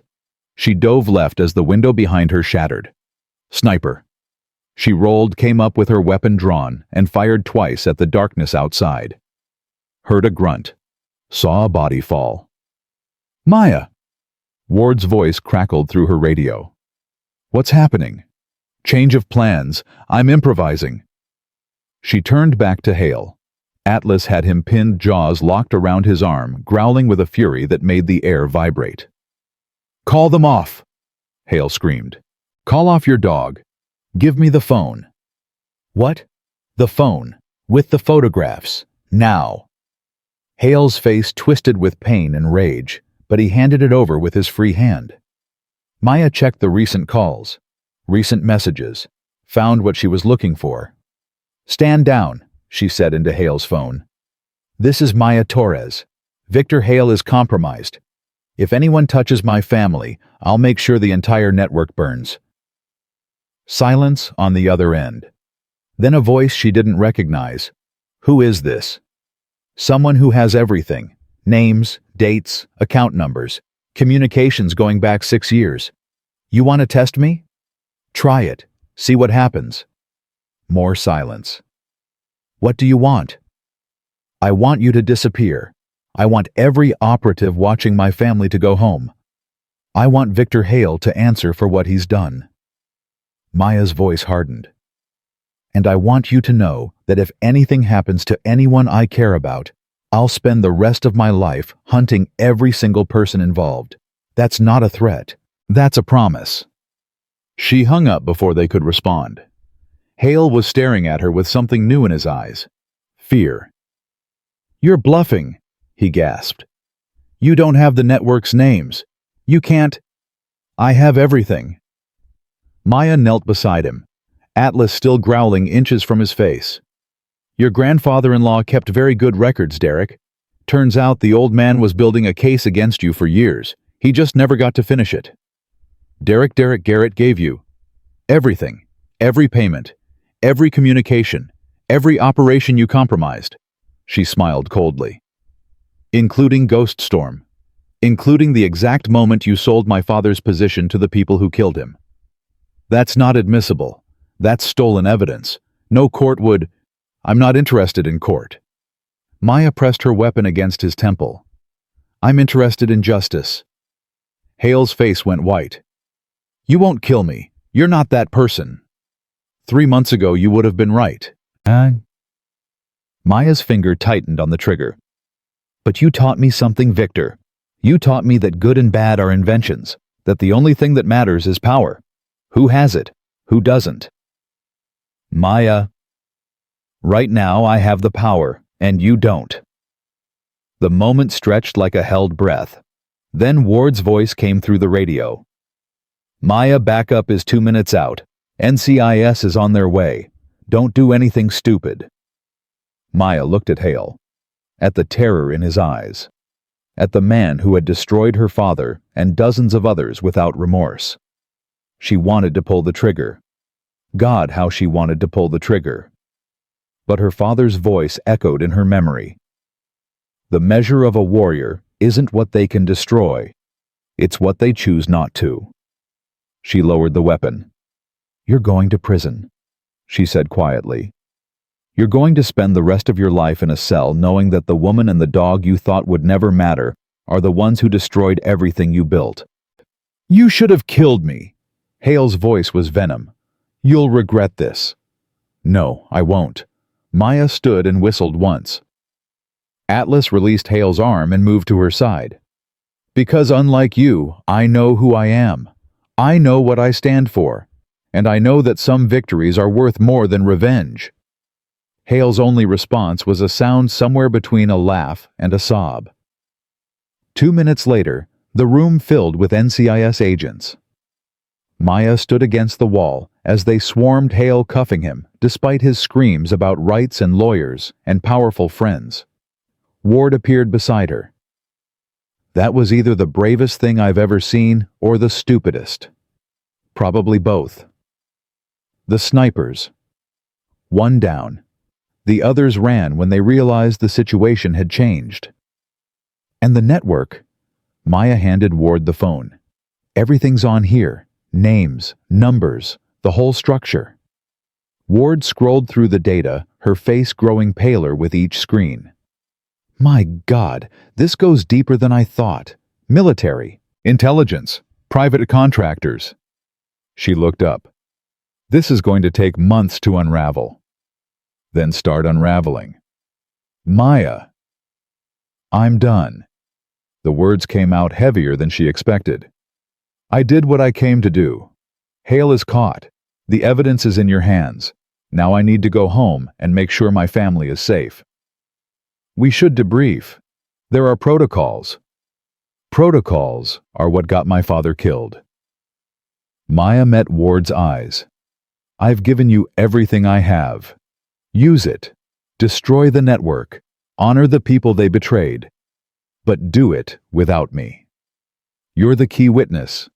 Without your testimony. You have the documents. You have Hale's confession on my body camera." Maya touched the device on her chest. "I recorded everything. Every word he said. Every threat he made. That should be enough." Ward stared at her for a long moment. "You planned this." "I learned from the best." Maya smiled tiredly. "My father always said to have a backup plan. And a backup to the backup. He'd be proud of you." "I hope so." Maya looked at Hale, now being led away in handcuffs. "I really hope so." The drive home took forever. Every mile, Maya expected something to go wrong. An ambush, a phone call with terrible news, the network making good on Hale's threats despite her warnings. But nothing happened. Her mother was safe. Her sister was safe. Her niece was safe. The nightmare was over. She pulled into her parking lot at 3 a.m. exhausted in ways that sleep couldn't fix. Atlas jumped out of the truck and led her to the apartment, checking corners and shadows from instinct rather than necessity. "We did it, buddy." She unlocked the door. "We actually did it." Atlas wagged his tail and trotted inside. Maya followed him, dropped her gear on the floor and collapsed onto the couch. Her body ached. Her mind was racing. But somewhere beneath the chaos, she felt something she hadn't felt in 3 years. Peace. Not complete peace. Not the absence of pain. Just the quiet knowledge that she had done what she set out to do. Her phone buzzed. Unknown number. She answered it. "Miss Torres, who is this?" "My name is Director Patricia Morrison, National Security Agency. I've been briefed on tonight's events." Maya sat up. "How did you get this number?" "We have resources." Morrison's voice was calm and professional. "I'm calling to thank you. What you did tonight exposing Hale and his network, it's going to save lives. Many lives." "I wasn't thinking about lives. I was thinking about justice." "The result is the same." Morrison paused. "I'm also calling to offer you something. I'm not interested in being recruited. Hear me out. The network you've exposed goes deeper than anyone realized. We're going to need people who can operate outside normal channels. People with your skills and your determination." "I just want to be left alone." "I understand. But consider this. Victor Hale was one man. The system that created him still exists. The weaknesses he exploited are still there. Without people willing to fight, the next Hale could emerge tomorrow." Maya closed her eyes. She had spent 3 years wanting nothing but revenge. Then she had wanted justice. Now she wanted peace. But Morrison was right. The fight wasn't over. It would never be over. "What exactly are you offering?" "A position. Off the books. No official title, no public recognition. Just the resources to continue doing what you started tonight." "And if I refuse?" "Then you go home. Live your life. We handle what we can handle and hope it's enough." Morrison's voice softened. "But I don't think you're the type who walks away, Miss Torres. I think you're the type who sees something wrong and can't rest until it's fixed." Maya looked at Atlas sleeping peacefully by the door. At the photograph of her father on the wall. At the life she had built from the ashes of her grief. "I need time to think." "Take all the time you need, but don't take too long. The next threat is already forming. The next betrayal is already being planned." Morrison paused. "And the next Maya Torres might not be there to stop it." The line went dead. Maya set the phone down and stared at the ceiling. 3 years ago, she had been a girl with nothing but grief and rage. Tonight, she had become something else entirely. A warrior. A hunter. A weapon. But was that who she wanted to be? The question hung in the darkness, unanswered. The next morning, Ward called with news. Hale had been transferred to a federal facility. The evidence was being processed. 3 more arrests had already been made, with more expected. "You did it," Ward said. "You actually did it." "We did it, all of us." "No, this was you, your courage, your determination. I just provided support." Maya didn't argue, didn't have the energy. "What happens now?" "Now we follow the evidence, every name, every connection, every thread until the whole network is dismantled." Ward hesitated. "There's something else you should know." "What?" "One of the names in Hale's documents. Someone high up, someone we never suspected." "Who?" "Admiral Catherine Pierce, Deputy Commander of Special Operations." Maya felt her blood turn to ice. "Pierce. She's the one who gave my father the medal. She spoke at his funeral." "I know. And according to the documents, she was the one who approved Ghost Storm. She knew the intelligence was compromised. She sent your father's team anyway. The world tilted sideways. Pierce. The woman who had held Maya's hand and told her how sorry she was. The woman who had called her father a hero. The woman who had sent him to die. Are you sure? The evidence is circumstantial, but it's there. Payments to offshore accounts. Communications with Hale. A pattern that goes back years. Maya stood and walked to the window. Outside, the world continued as if nothing had changed. Cars driving, people walking, life happening. But for her, everything had changed. Again. She's too powerful to touch, isn't she? With current evidence. Yes. She has friends in Congress, the Pentagon, the White House. Taking her down would require proof that doesn't exist. Yet. Maya. I said yet. She turned from the window. Hale was untouchable too. Until he wasn't. Pierce is different. She's smarter, more careful, more protected. Then I'll be smarter, more careful, more patient. Ward was silent for a long moment. You're not done, are you? Maya looked at her father's photograph, at the eyes that still burned with purpose even in death. I'm just getting started. That afternoon, Derek Garrett came to see her. She found him standing outside her apartment, looking nothing like the arrogant drunk who had punched her at the memorial. He was thinner now, humbler, the kind of transformation that only came from genuine suffering. I heard what happened, he said. On the news, they're saying you took down a traitor. I had help. The documents I gave you. Part of it. Derek nodded slowly. My grandfather would have liked that. He spent years gathering that evidence, hoping someone would use it. Why didn't he? He was dying, cancer. By the time he realized how bad Hale was, he didn't have the strength to fight. Derek's voice cracked. I found the documents after he died. I didn't understand what they meant until I saw your face on the news. The face you punched. Yeah. He couldn't meet her eyes. I'm sorry. I know that doesn't mean anything. I know sorry doesn't fix what I did. But I'm sorry anyway. Maya studied him, looked for the arrogance, the cruelty, the emptiness she had seen at the memorial.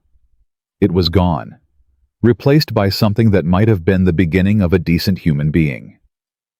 What are you going to do now? I don't know. Get help maybe. AA, therapy. Try to figure out why I became such a monster. He shrugged. I used to blame everyone else. My grandfather, my parents, the world. Now I realize I was just making excuses. That's a start. It's all I have. He finally looked at her. I know I don't deserve anything from you, but if there's ever anything I can do, anything at all, just ask. There might be. Name it. Learn. Grow. Become someone your grandfather would have been proud of. Maya's voice softened. That's how you make it right, not with words, with who you become. Derek nodded, wiped his eyes. I'll try. That's all any of us can do. He walked away without looking back. Maya watched him go, wondering if redemption was actually possible, if people could change, if the darkness in some hearts could ever truly be overcome. She didn't know, but she hoped. That night, Director Morrison called again. Have you made a decision? Maya looked at Atlas lying at her feet, at the folder still sitting on her table, at the new name she had written in her notebook. Catherine Pierce. Yes. And? I'm in. Excellent. I'll send details tomorrow. One condition. Name it. Admiral Catherine Pierce. I want access to everything you have on her. Silence on the other end. That's a dangerous request. I'm a dangerous person. Pierce has powerful friends. Going after her could destroy careers, end lives. She destroyed my father. She ended his life. Maya's voice was steel. I don't care how powerful she is. I don't care who protects her. I will find proof of what she did, and I will make her answer for it. Morrison was quiet for a long moment. You remind me of someone. Who? Your father. He said almost exactly the same thing the day before his last mission. About a different target, but the same conviction. Maya felt the words like a blade in her heart. Did he find what he was looking for? He found the truth. It just cost him everything. Morrison paused. Are you prepared to pay that price? Maya thought about her mother, her sister, her niece, about Atlas sleeping peacefully by the door, about everything she had to lose. Yes. Then welcome to the team, Miss Torres. Morrison's voice carried something that might have been respect. Try not to get killed. The line went dead. Maya set the phone down and walked to her father's photograph. I'm coming for all of them, she whispered. Every person who betrayed you. Every monster who thought they could hide behind their uniforms and their connections. I'm coming for them all. The photograph didn't answer, but she could have sworn her father smiled. 3 months passed like water through a cracked dam. Maya threw herself into the work with a ferocity that worried even Morrison. 14-hour days, sleepless nights, a singular focus that left no room for anything else. Admiral Catherine Pierce became her obsession. Every document, every communication, every financial transaction that could be traced back to the woman who had sent her father to die. Maya cataloged it all, building a case brick by brick, waiting for the moment when the wall would be strong enough to bring Pierce down. You need to slow down, Ward said during one of their encrypted calls. You're going to burn out. I'll slow down when she's in prison. At this rate, you'll be dead before that happens. Then I'll die trying. Ward went silent. Maya could hear her frustration through the phone. Your father wouldn't want this. My father wanted justice. That's exactly what I'm giving him. Justice isn't the same as self-destruction. Maybe not, but sometimes they look pretty similar. She hung up before Ward could respond. The evidence against Pierce was maddening in its incompleteness. Maya had pieces, fragments, hints and implications that pointed toward something massive but never quite connected. Pierce had been careful, more careful than Hale. Where he had been arrogant, she was meticulous. Where he had left trails, she had built walls. But walls could be broken. And Maya was very good at breaking things. I need access to her personal communications, she told Morrison during their weekly briefing. Everything else is circumstantial. Her communications are encrypted, NSA-level security. Then get me someone who can break NSA-level security. That's not how this works. Then make it work. Maya leaned forward. Pierce is planning something. I can feel it. The patterns in her recent activity, the meetings she's been taking, the money she's been moving, something big is coming. We're aware. Then do something about it. We're doing what we can. But Pierce has protection you can't imagine. Congressional allies, intelligence community support. Moving against her without ironclad proof would be career suicide for everyone involved. I don't care about careers. I care about justice. Justice requires patience, Miss Torres. Patience is what got my father killed. Morrison's expression hardened. Your father was killed by betrayal, not by patience. Learn the difference. The call ended. Maya sat alone in her apartment, staring at the wall covered with photographs and documents and strings connecting one piece of evidence to another. Pierce's face was at the center, smiling, confident, untouchable. Not for long, Maya thought. Not for much longer. Derek Garrett called that evening. I finished the program. What program? The K-9 handler training. At the VA Center. His voice carried something Maya hadn't heard before. Pride. 3 months of hell.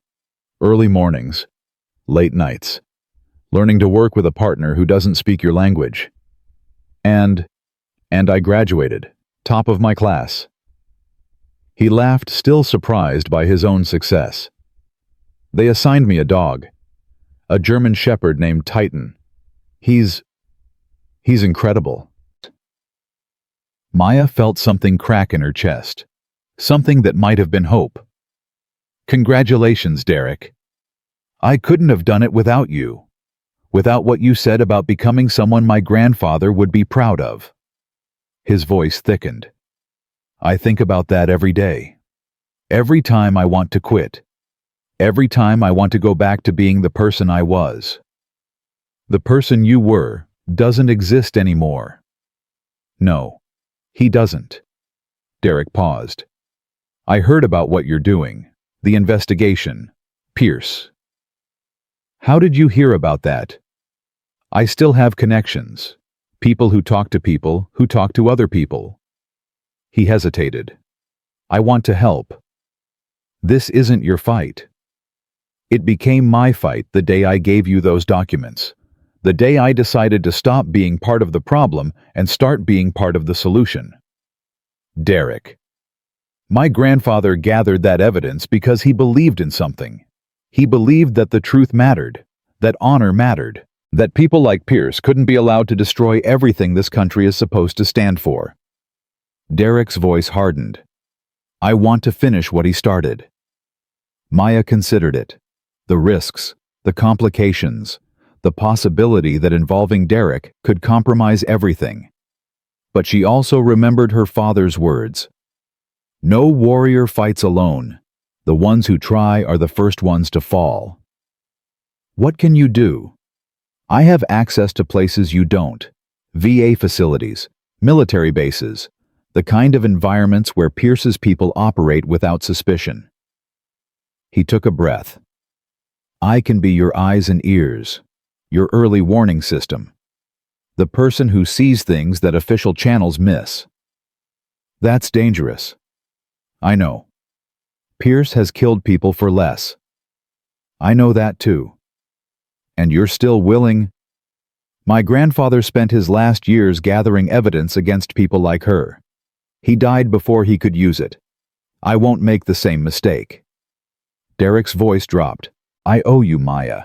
Not just for what I did at the memorial, for everything, for showing me that redemption is actually possible.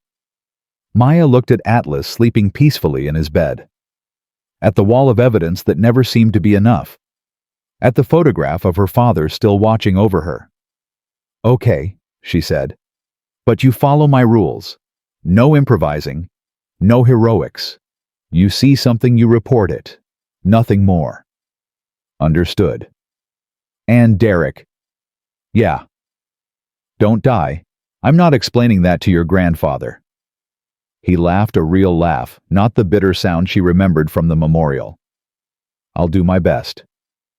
2 weeks later, Derek came through.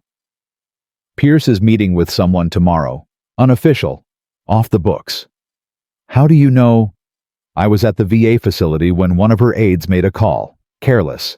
Thought no one was listening. Derek's voice was tight with excitement. The meeting is at a private residence in Alexandria. 1900 hours.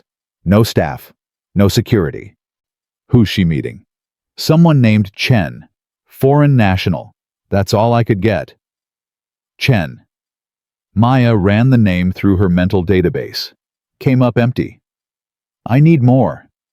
I know. That's why I'm telling you now. You have 24 hours to figure out who this guy is and what they're planning. Can you get closer? Get more details? I can try. But if they catch me, don't get caught. I wasn't planning on it. The connection ended. Maya immediately called Morrison. Chen, foreign national, meeting with Pierce tomorrow in Alexandria. How do you know this? I have sources. What sources? The kind that don't appear in official reports. Maya's voice hardened. Can you identify him? Morrison was silent for a long moment. We have a Chen on our radar, Chinese intelligence. We suspected he was Pierce's handler, but we could never confirm contact. Now you can. We need proof, photographs, recordings, something that puts them in the same room at the same time. Then get me surveillance equipment. This is too dangerous. If Pierce discovers you're watching her, she won't. Maya, 24 hours director. Either you help me or I do this alone. Morrison exhaled sharply. I'll have a package delivered to your location by morning, but if this goes wrong, it won't. If it does, you're on your own. No extraction, no backup, no acknowledgement that you ever worked for us. I understand. Do you? Because your father thought he understood the risks too. And look where that got him. The words hit like a physical blow. My father trusted the wrong people. I won't make that mistake. Everyone thinks that, until they do. The package arrived at 0600. Camera equipment, directional microphone, transmission devices so small they could be hidden in a button, state-of-the-art surveillance technology that cost more than Maya's apartment. She spent the morning preparing, checking equipment, planning routes, memorizing the layout of the Alexandria neighborhood from satellite images Morrison had provided. At 1400, her phone buzzed. Derek. Problem. What kind of problem? They changed the location. The meeting isn't in Alexandria anymore. Where? A yacht. Private dock in Annapolis. The boat leaves at 18:30 and doesn't come back until midnight. Maya felt her plan crumbling. A boat. She's meeting with a foreign intelligence agent on a boat in the middle of the Chesapeake Bay. Smart right, no surveillance. No witnesses. No way for anyone to interrupt. No way for me to get close. Unless what? Derek hesitated. The dock has a service entrance, used by catering companies, cleaning crews, that kind of thing. If you had credentials. I don't have credentials. But I might be able to get you some. His voice picked up speed. There's a company that services yachts in that area. My cousin's girlfriend works for them. If I can convince her to get you in as temporary staff, that's a lot of ifs. It's also the only option. Derek paused. Unless you want to wait for the next meeting, whenever that is, if there even is one. Maya thought about Pierce, about Chen, about the conversation that was about to happen on that yacht. A conversation that could provide the proof she needed, or a trap that could end her investigation forever. Do it. Get me those credentials. I'll need 3 hours. You have 2. The dock was crowded with workers when Maya arrived.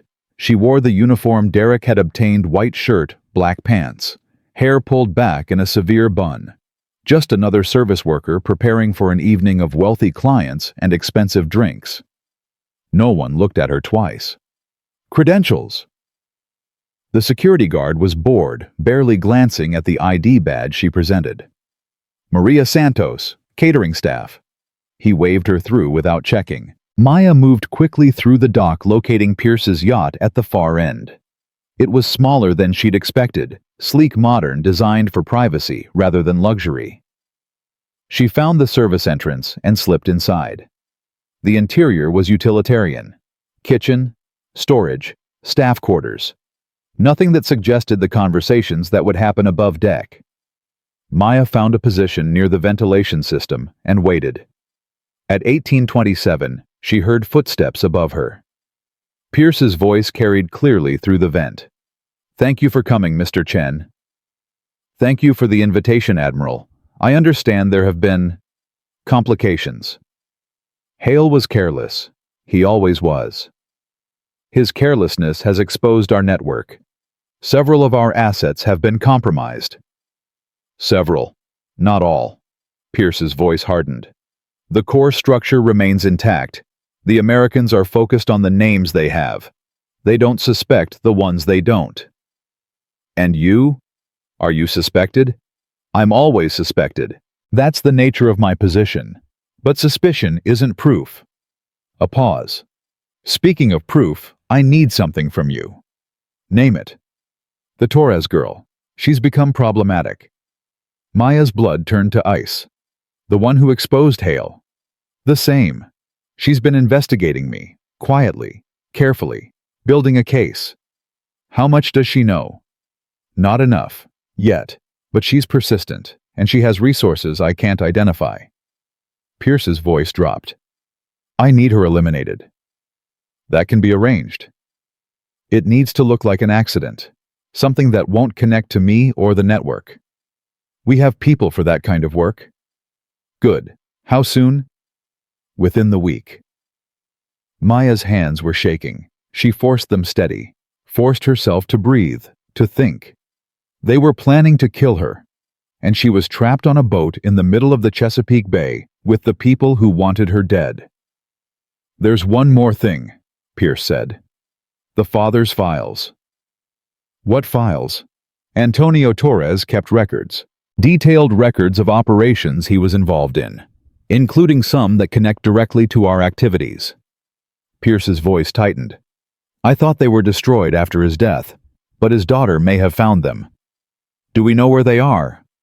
If I knew where they were, I would have already retrieved them. A pause. Find them, whatever it takes. And the daughter. Handle her first, then search her belongings, her home, her storage units, anywhere she might have hidden something. Understood. Maya heard movement. Chairs scraping. The meeting was ending. She needed to get out. Now.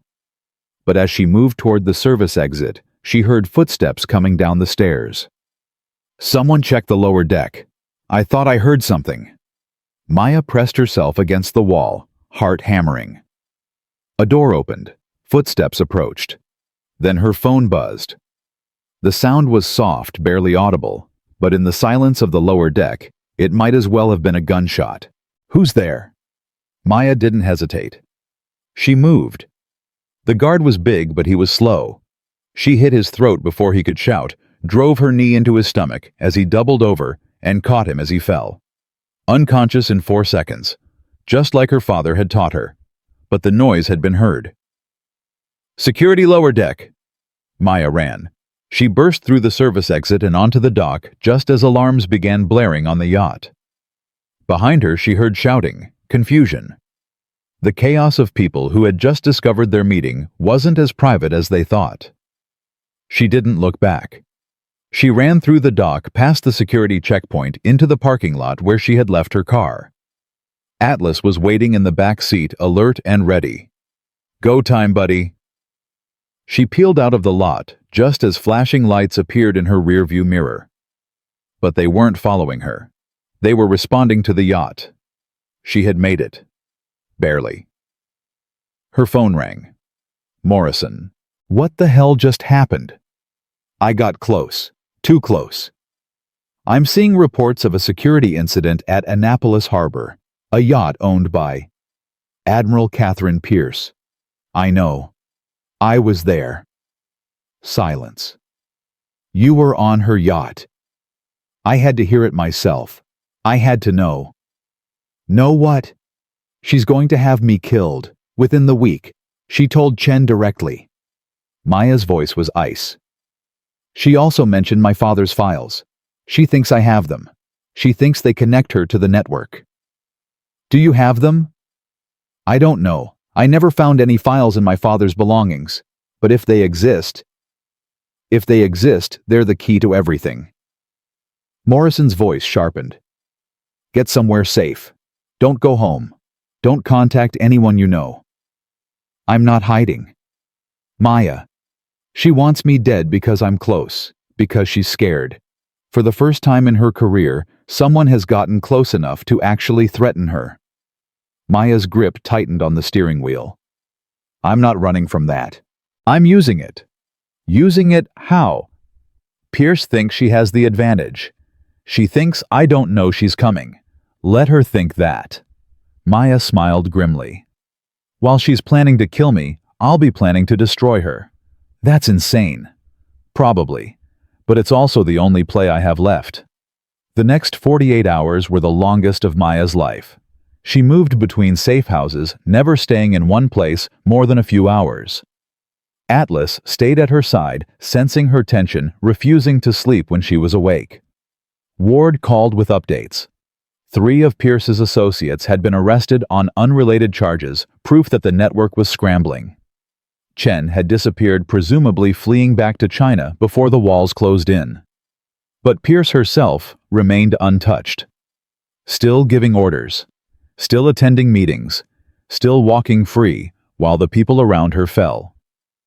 "We need more time," Ward said. "More evidence." "I don't have more time. They're coming for me." "Then stay hidden. Let us handle Pierce. The way you handled Hale. The way you handled Ghost Storm." Maya's voice cracked. "For 3 years I waited for the system to work, for justice to happen, for someone else to do what needed to be done. I'm done waiting. What are you planning? Something stupid. Maya, I'm going to confront her, face to face, force her to make a mistake. That's suicide. Maybe. Or maybe it's the only thing she won't expect." Maya took a breath. "She thinks I'm prey, running, hiding, waiting to be caught. What if I'm not? What if I walk right up to her and show her what I know? She'll kill you. She can try. Maya, please. Thank you, Ward, for everything. But this is something I have to do alone." She hung up before Ward could argue further. Then she made one more call. "Derek." "Maya. What's happening? I heard about the yacht. I need you to do something for me. Anything. If I don't come back, there's a folder in my apartment, hidden in the false bottom of my closet. Take it, make copies, send them to every news organization you can think of." "What are you talking about? Where are you going?" "To end this." "Maya, you asked how to make up for what you did. This is how. Finish what my father started, what your grandfather started, what I might not be able to finish myself." Silence on the other end. "You're going to confront Pierce?" "Yes." "Alone?" "Yes." "That's the stupidest thing I've ever heard." "Probably." "I'm coming with you." "No." "Maya." "No. You have a dog now. A purpose. A life worth living. Don't throw that away on a fight that isn't yours. It became mine the day I hit you. The day I gave you those documents. The day I decided to stop being a monster and start being a man." Derek's voice hardened. "My grandfather died trying to expose people like Pierce. I won't let his granddaughter die the same way. I'm not his granddaughter. You're the closest thing he had. The person who actually used what he gathered. The person who turned his life's work into something meaningful." Derek paused. "Let me help. Please." Maya closed her eyes, thought about her father, about Atlas, about everyone who had fought and fallen in this endless war against corruption, about the fact that no warrior fights alone. "Meet me at the National Mall, tomorrow, 0600. I'll be there. And Derek, yeah, bring Titan." Pierce always ran on the National Mall at 0600. Maya had learned this from Morrison's surveillance files. Every morning, rain or shine, the Admiral jogged the same route. Same time, same pace. A creature of habit in a world where habits could get you killed. Maya waited near the Lincoln Memorial Atlas at her side, watching the path that Pierce always took. Derek stood 30 feet away, Titan alert beside him. 2 handlers, 2 dogs, 2 witnesses. At 0558, Pierce appeared. She was alone, no security, no aides. Just a 60-year-old woman in running clothes, moving with the confidence of someone who believed she was untouchable. Maya stepped into her path. Pierce stopped. For a moment, they just looked at each other. The woman who had sent Antonio Torres to die. The daughter who had spent 3 years trying to prove it. "Miss Torres." Pierce's voice was calm, controlled. "I wondered when you'd show yourself. You knew I was coming." "I suspected. You're not as subtle as you think." "Neither are you." Maya held up her phone. "I recorded your conversation with Chen, every word, including the part where you ordered my death." Something flickered in Pierce's eyes. Fear, anger. Maya couldn't tell. "That recording is inadmissible. illegally obtained. I don't care about admissible. I care about truth. Truth is whatever people believe. And who's going to believe a 20-year-old girl over a decorated admiral with 40 years of service?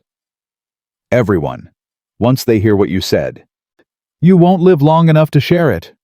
Maybe not, but copies have already been made, stored in locations you'll never find, with people you'll never identify. Maya's voice hardened.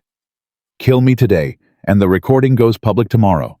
Kill me next week, and it goes public the day after. You can't stop it. You can only decide how much more damage you want to do before it destroys you. Pierce's jaw tightened. What do you want? I want you to confess. On camera. To everything.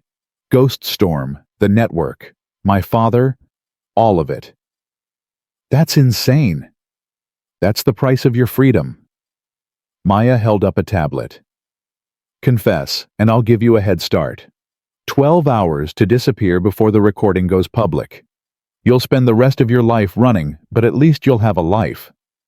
And if I refuse, then I release everything now. The recording, the documents, the testimony I've already given to NCIS. Maya's smile was ice. You'll be arrested before sunset, court-martialed before the month is out, dead in a federal prison before you're 70. Pierce studied her for a long moment. You're bluffing. I've never bluffed in my life. Your father was the same way, stubborn, self-righteous, convinced that honor meant something. It does. It means nothing. Pierce's voice turned venomous. Your father was a fool. He could have been part of something bigger, something that actually mattered. Instead, he chose to cling to principles that got him killed. He chose to be a hero. He chose to be a corpse. Pierce stepped closer. And now you're making the same choice, throwing away your life for the fantasy that justice is real. Justice is real. I'm standing right in front of you. Pierce's hand moved toward her pocket. Atlas growled. The sound stopped Pierce cold. Don't. Maya's voice was quiet. My dog has killed people before. He'll do it again if I ask. You wouldn't. Try me. Pierce's hand slowly moved away from her pocket.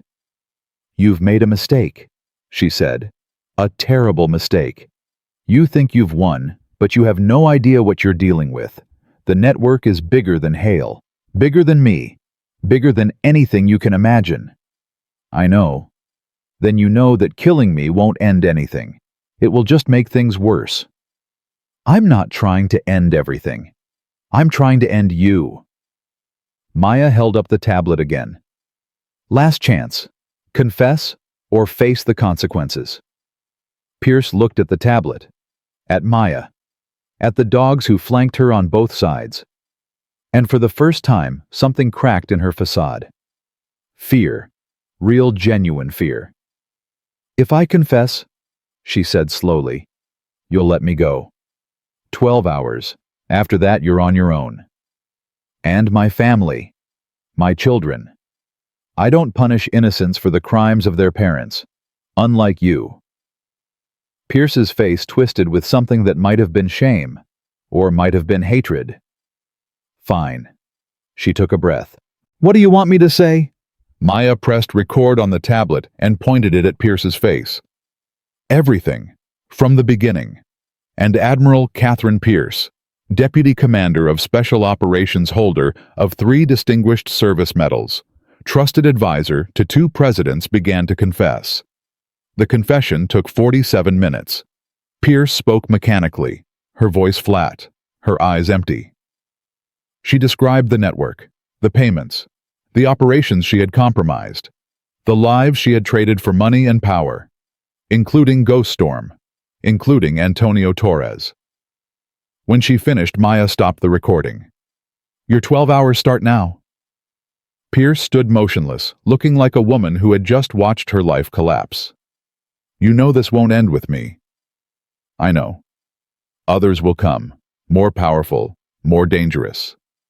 And I'll stop them too. You're just one person. So was my father. Look what he accomplished. Maya stepped back. Go. Before I change my mind. Pierce looked at her one last time. Your father would have let me go, given me a chance to make amends. I'm not my father. Maya's voice was ice. I'm what happens when people like you destroy families and think there are no consequences. Remember that. Wherever you run, wherever you hide. Remember that Antonio Torres has a daughter who will never stop hunting the people who killed him. Pierce turned and walked away. Maya watched her until she disappeared around the monument. Then she called Morrison. It's done. The recording. 47 minutes of detailed confession, names, dates, operations, everything. My God. Morrison's voice was barely a whisper. You actually did it. I did what I had to do. Where's Pierce? Running. She has 12 hours before the recording goes public. You let her go. I gave her a choice. She chose survival. Maya looked at the path where Pierce had disappeared. She won't get far, and even if she does, she'll spend the rest of her life looking over her shoulder. That's its own kind of justice. It's not the same as prison. No, it's better. Maya smiled grimly. Prison would have made her a victim, a scapegoat, someone the system blamed to protect itself. This way everyone knows what she did. Everyone knows who she was. Her legacy is destroyed. Her family is disgraced. Her life's work reduced to ashes. That's a harsh judgment. She ordered the death of 47 people, including my father. Maya's voice hardened. She's lucky I didn't let Atlas finish what she started. The next 12 hours passed in a blur of activity. Maya uploaded the recording to every server she could access, sent copies to news organizations, provided testimony to NCIS investigators who couldn't believe what they were hearing. By sunset, Pierce's face was on every screen in America. By midnight, 3 more members of the network had been arrested. By morning, the entire intelligence community was in chaos. And Maya Torres sat alone in her apartment watching it all unfold on television, feeling nothing but empty. Atlas pressed against her leg. We did it, buddy. She stroked his fur absently. We actually did it. He whined softly. I know. I thought it would feel different too. The victory she had imagined for 3 years felt hollow now. The revenge she had craved tasted like ashes. The justice she had fought for seemed incomplete. Her father was still dead. His team was still gone, and no amount of confessions or arrests or destroyed careers would ever bring them back. Her phone buzzed. Ward. I just saw the news. Everyone's seen the news. How are you doing? Maya didn't answer. Didn't know how to answer. Maya. I thought this would fix something. I thought if I could just find the truth, expose the people responsible, make them pay, I thought it would help. And it didn't. It helped, just not enough. She wiped her eyes. My father is still dead. Nothing I do will ever change that. No. But what you did today will save other fathers, other families, other people who would have been betrayed if the network had continued operating. Ward's voice softened. That matters, Maya. Even if it doesn't feel like it right now. Does it ever feel like enough? No, it never does. Ward paused. But you keep fighting anyway, because that's what warriors do. That's what your father would have wanted. Maya looked at the photograph on her wall. Her father's eyes, her father's smile, her father's legacy. He would have been proud of you, Ward continued. Not because of the revenge, because of the restraint, because you gave Pierce a chance to confess instead of just destroying her, because you chose justice over vengeance. I wanted to kill her. I know, but you didn't. That's the difference between you and them. That's what makes you a hero. Maya closed her eyes. Hero. The word felt strange, foreign, like a language she didn't speak. I don't feel like a hero. Heroes never do. They're too busy worrying about what they could have done better. Ward's voice carried something that might have been affection. Get some rest, Maya. You've earned it. The line went dead. Maya sat in the silence of her apartment, Atlas warm against her side. The television still playing footage of Pierce's confession. She had done what she set out to do. She had honored her father's memory. She had destroyed the people who destroyed him. But as she drifted toward sleep, she couldn't shake the feeling that something was still missing. Something important. Something that all the justice in the world couldn't replace. 6 months changed everything. Pierce was captured trying to cross into Mexico 3 weeks after her confession went public. The video of her arrest played on every news channel, a disgraced admiral in handcuffs, her face hollow, her eyes empty. She didn't resist. Didn't speak. Just walked into custody like a woman who had already accepted her fate. The trial lasted 4 months. Maya testified on the 7th day. She walked into the courtroom wearing her father's dog tags and spoke for 6 hours without breaking. Every detail, every document, every moment of the investigation that had consumed 3 years of her life. When she finished, the prosecutor asked one final question. Miss Torres, why did you pursue this case when so many others had given up? Maya looked at Pierce sitting motionless at the defense table. Because my father taught me that honor matters, that truth matters, that the people who protect this country deserve to know their sacrifices won't be betrayed. Her voice cracked but held. He died believing in something. I had to prove he was right to believe. The courtroom was silent. Pierce was convicted on all counts. Life imprisonment, no possibility of parole. Every medal stripped, every honor revoked. Her name erased from the records she had spent 40 years building. Maya watched them lead her away and felt nothing. No satisfaction, no relief. Just the quiet emptiness of a mission finally completed. Ward found her outside the courthouse. How do you feel? I don't know. Maya stared at the steps where reporters were still gathering.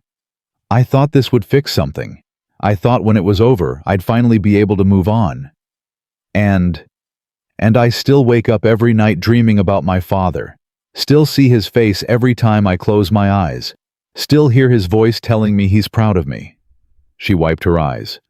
Justice doesn't bring people back. It just gives the living something to hold on to. Is that enough? It has to be. They stood in silence for a long moment. What will you do now? Ward asked. I don't know. I've spent 3 years focused on this. Every waking moment, every ounce of energy. Maya shook her head. I don't know who I am without the mission. Maybe that's the next thing you need to find out. Maybe. Ward handed her an envelope. What's this? An offer. From the Secretary of Defense. He wants to meet with you. About what? About the future. About using what you've learned to prevent this from happening again. Ward smiled slightly. Apparently, you've impressed some very important people. Maya looked at the envelope, at the official seal, at the door that was opening in front of her. I'll think about it. Don't think too long. Opportunities like this don't wait forever. Ward walked away, leaving Maya alone on the courthouse steps. She opened the envelope and read the letter inside. 3 paragraphs. An invitation to Washington. A chance to shape policy at the highest levels. A chance to make sure no one ever suffered like her father again. Her phone buzzed. Derek. I saw the verdict. Congratulations. Thanks. How do you feel? Everyone keeps asking me that. Because everyone cares about you. Derek's voice was warm. Different from the bitter drunk she had first met. You did something incredible, Maya. Something most people only dream about. I destroyed one woman. The system that created her is still intact. Then change the system. You've proven you can. You've proven that one person with enough determination can move mountains. He paused. What's stopping you from moving more? Maya thought about the letter in her hand, about the meeting in Washington, about everything that had led to this moment. Fear. Fear of what? Of becoming what I fought against, of getting so focused on the mission that I forget why I started, of turning into Pierce convinced that the ends justify the means, that honor is a luxury we can't afford. You won't. How do you know? Because I've watched you for 6 months. I've seen you face impossible choices and make the right one every time. I've seen you show mercy when revenge would have been easier. Derek's voice hardened with conviction. You're not Pierce. You never will be. I used to think she was a hero. Before I knew the truth, I looked up to her, wanted to be like her. And now I understand that heroes aren't defined by their accomplishments. They're defined by their choices, by what they do when no one is watching, by who they become when the pressure is highest. Your father understood that. Yes, he did. Maya looked at the sky. I think I'm finally starting to understand it too. The meeting in Washington was 3 days later. Secretary Morrison, no longer just a voice on the phone, sat across from Maya in an office that overlooked the National Mall. You've created quite a stir, Morrison said. The intelligence community is in chaos. 3 agencies are being restructured. 17 officers have been arrested. Good. Good? Morrison raised an eyebrow. Some would say you've weakened national security. I've strengthened it. The weaknesses that allowed Pierce to operate were always there. I just exposed them. Now they can be fixed. That's one way to look at it. That's the only way to look at it. Maya leaned forward. For years, people like Pierce exploited the system's blind spots. They knew that loyalty and secrecy would protect them. They knew that no one would question a decorated officer with powerful friends. She shook her head.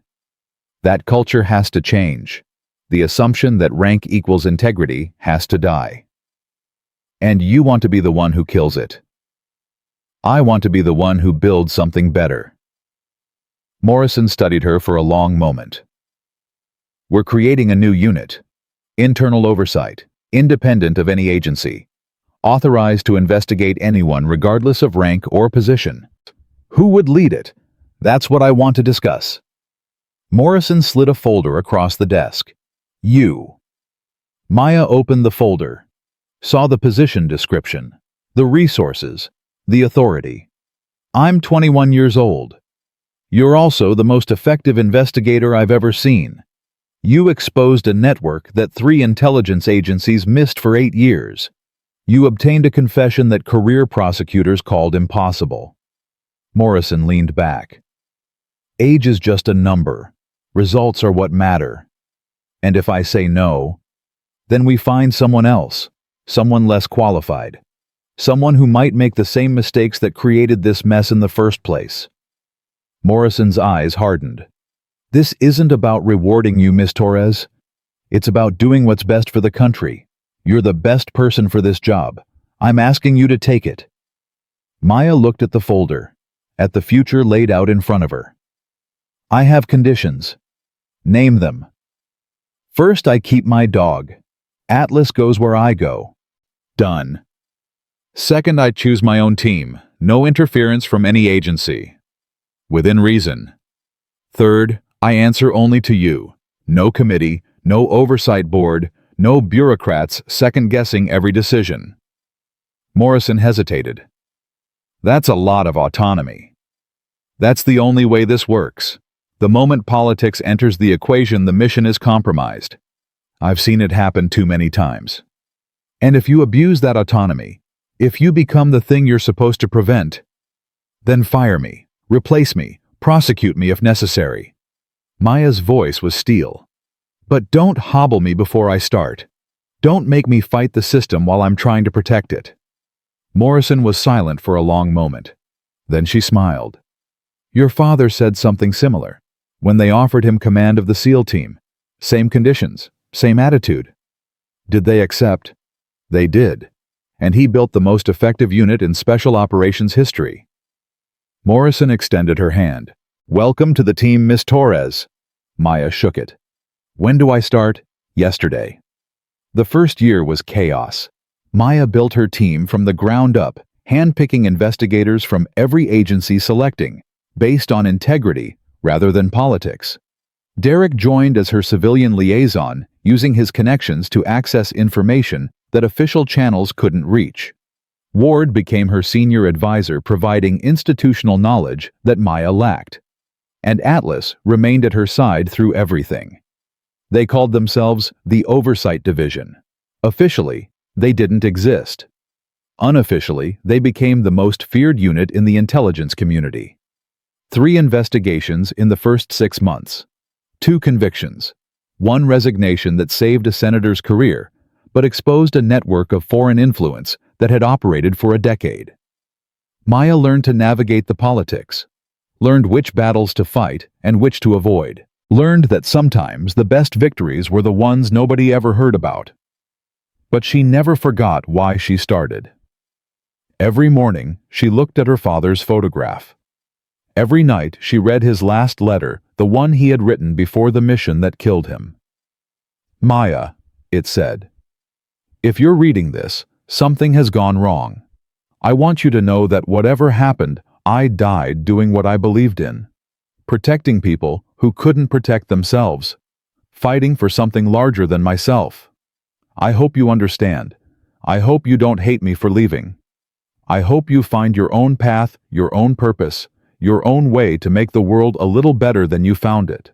I love you. Always have. Always will. Dad." She had read those words 1,000 times. They still made her cry. Derek found her one evening alone in her office, the letter in her hands.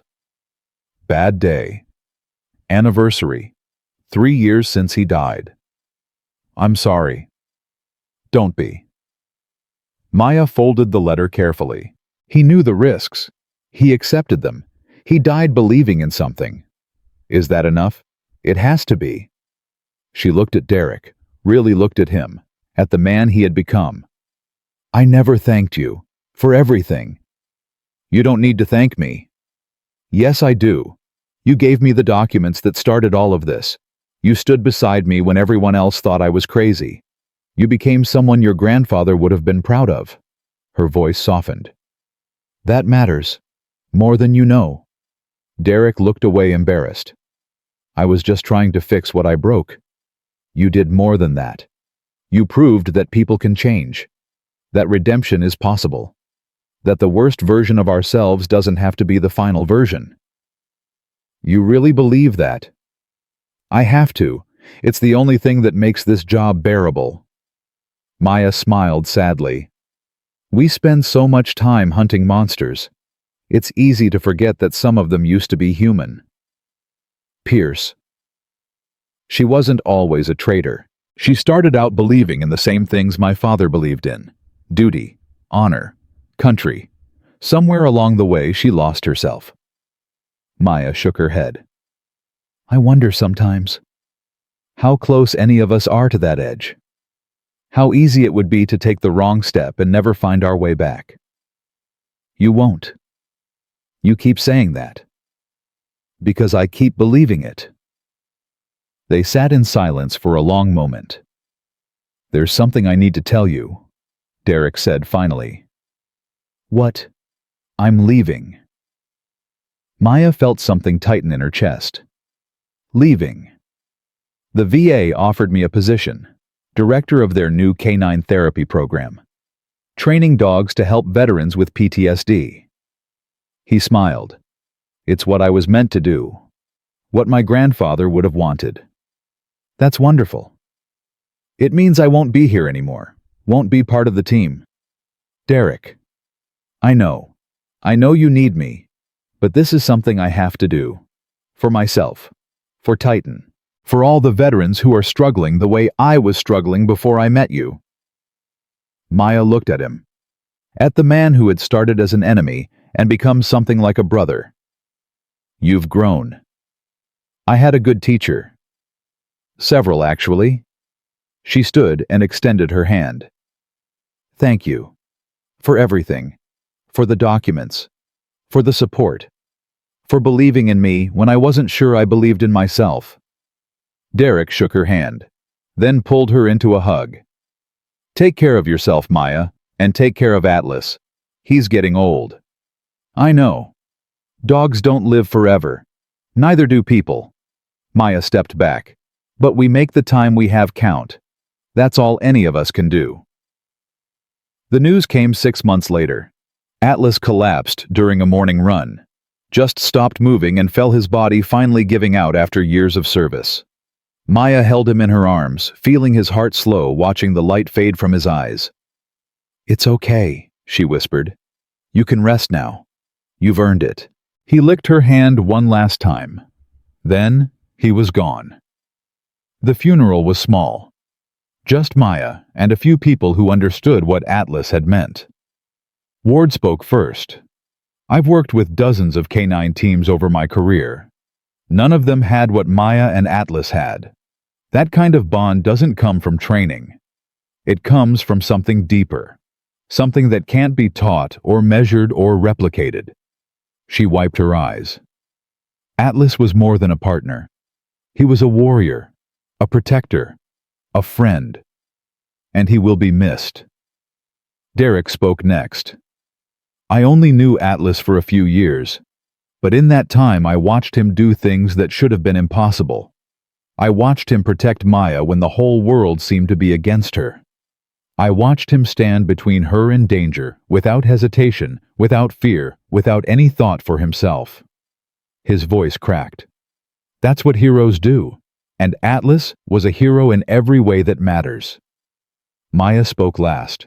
She stood beside the grave they had dug in the quiet corner of the cemetery, looking at the simple marker that bore his name. When I met Atlas, I was broken. I had lost my father, lost my purpose, lost any reason to keep fighting. He gave me something to hold on to. A partner who would never betray me. A companion who would never leave. A friend who asked nothing in return except loyalty and love. She took a breath. For 7 years he was my anchor, my constant, the one thing I could count on when everything else fell apart. And now he's gone. She knelt beside the grave. I used to think strength meant not needing anyone, that real warriors stood alone. Atlas taught me that was wrong.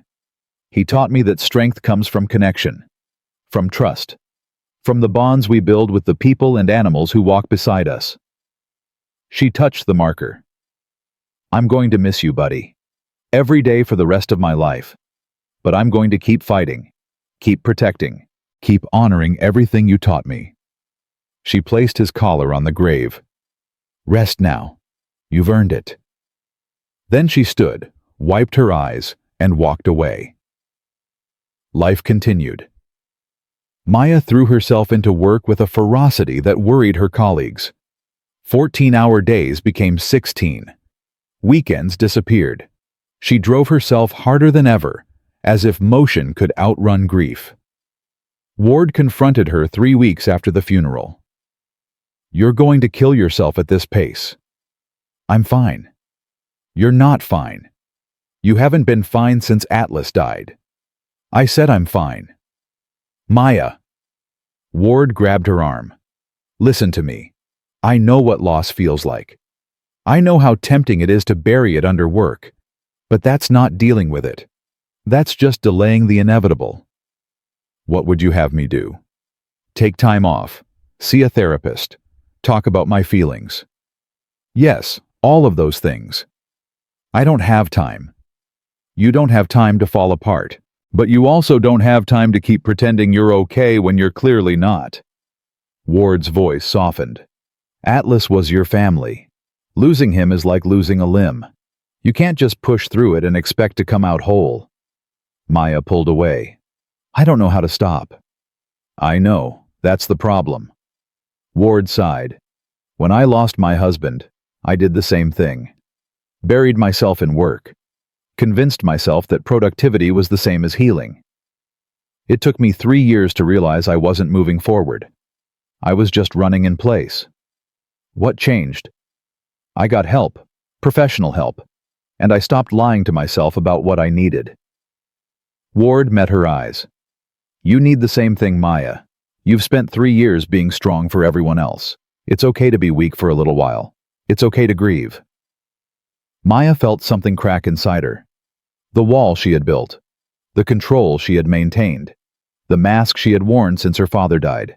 It all came crashing down. She broke down in Ward's office, sobbing for the first time since Atlas died. For the first time since her father died. For the first time in years.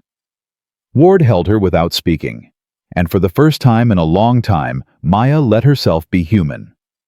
Recovery was slow. She took a month off, saw a therapist, started dealing with the grief she had buried under layers of mission and purpose. It was the hardest thing she had ever done.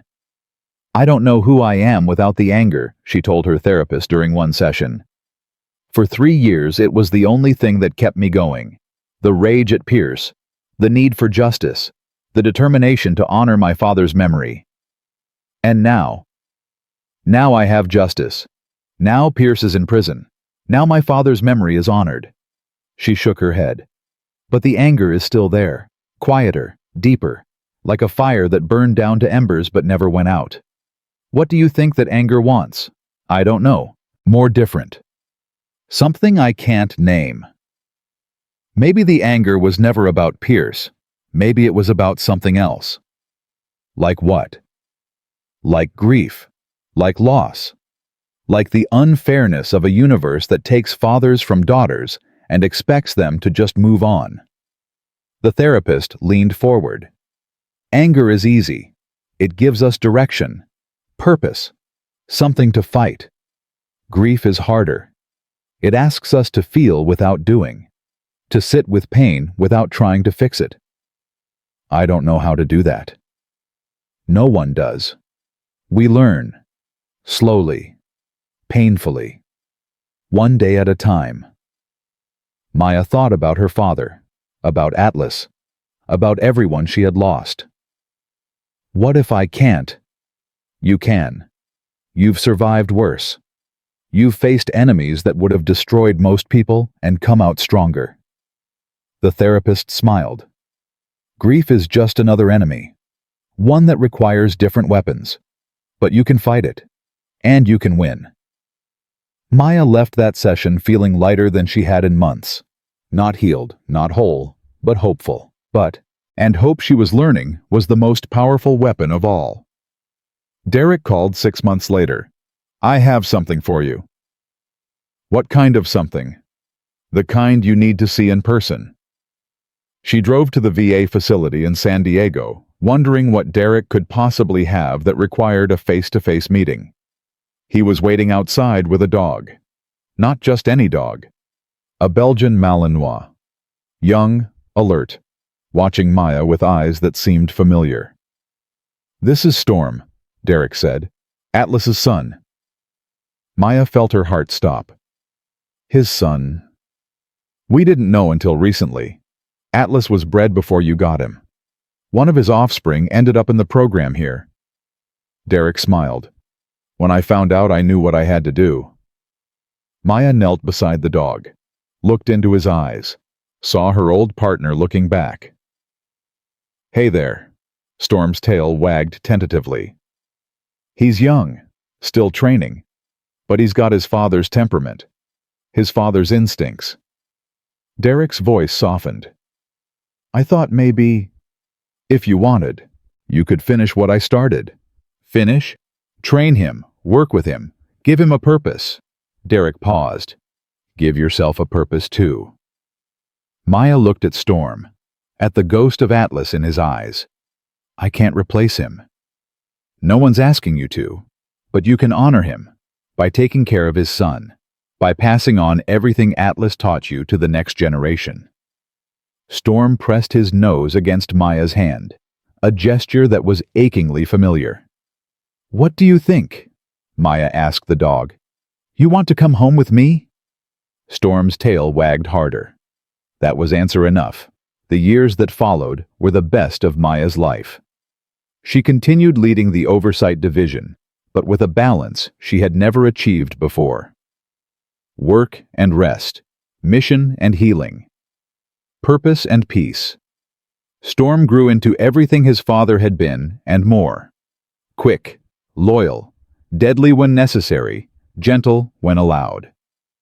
A worthy successor to Atlas's legacy. Derek's canine therapy program expanded nationwide. Hundreds of veterans found healing through the dogs he trained. His grandfather's memory lived on in every life he touched. Ward retired, eventually passing the torch to a new generation. But she stayed in contact, checking in regularly, offering wisdom when Maya needed it. And Maya found something she had never expected to find. Happiness. Not the absence of pain. Not the end of grief. Just the quiet contentment of a life well lived. A purpose fulfilled. A legacy honored. She thought about her father often. Every day, really. But the thoughts no longer carried the weight of rage or guilt. Just love. Just gratitude. Just the peaceful recognition that he had shaped her into everything she had become. On the 10th anniversary of his death, she visited Arlington. She stood at his grave with Storm at her side, looking at the stone that bore his name. "Hey, Dad, it's been a while." The wind rustled through the trees. "I got them. Every single one of them. Pierce is in prison. The network is destroyed. The system is changing." She knelt and touched the stone. "I know it doesn't bring you back. Nothing ever will. But I hope you know that what you taught me, what you stood for, it mattered. It changed things. It changed me." Storm pressed against her leg, sensing her emotion. "I'm okay now. Really okay. For the first time since you died, I can say that honestly." She smiled through her tears. "I have a good life. Good work. Good people around me. I found peace. The kind you always told me about. The kind that comes from knowing you're exactly where you're supposed to be." She stood and looked at the rows of graves stretching across the cemetery. "I'll keep fighting, keep protecting, keep honoring everything you believed in. Not because I have to, because I want to, because it's who I am." She kissed her fingers and touched the stone. "I love you, Dad. Always have. Always will." Then she turned and walked away, Storm trotting beside her. The sun was setting over Arlington, painting the sky in shades of gold and red. Maya stopped at the gate and looked back one last time. At the graves. At the flags. At the memorial to everyone who had given their lives for something larger than themselves. "The quiet ones are the most dangerous," she said softly. "Not because they're violent. Because they're patient. They wait. They watch. They learn. And when the moment comes, they act with precision that changes everything." Storm looked up at her, curious. "My father understood that. Atlas understood it. And now I understand it too." She smiled.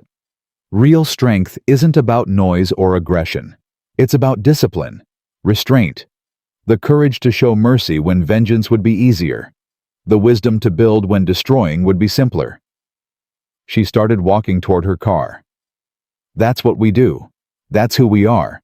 The quiet ones, the dangerous ones, the ones who change the world one act of honor at a time." Storm wagged his tail and followed her into the fading light.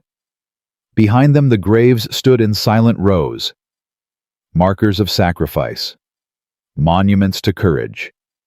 Reminders that some things were worth dying for. And some people were worth living for. Maya Torres had lost everything. Her father, her partner, her innocence. But she had found something too. Purpose. Peace. The knowledge that honor wasn't just a word, it was a choice. A daily decision to be better than the darkness demanded. Her father had taught her that. Atlas had shown her how. And now it was her turn to teach the next generation. One warrior at a time. One dog at a time. One quiet act of courage at a time. Because that's what heroes do. They don't just survive. They transform. They don't just endure. They inspire. And they prove every single day that the quiet ones are the most dangerous of all. Not because they hurt people, but because they changed the world. They hit her in front of her canine dog because they thought silence was weakness. They learned that discipline doesn't bark, it doesn't need to. It simply stands steady, unshakable, ready. And that makes all the difference. The end.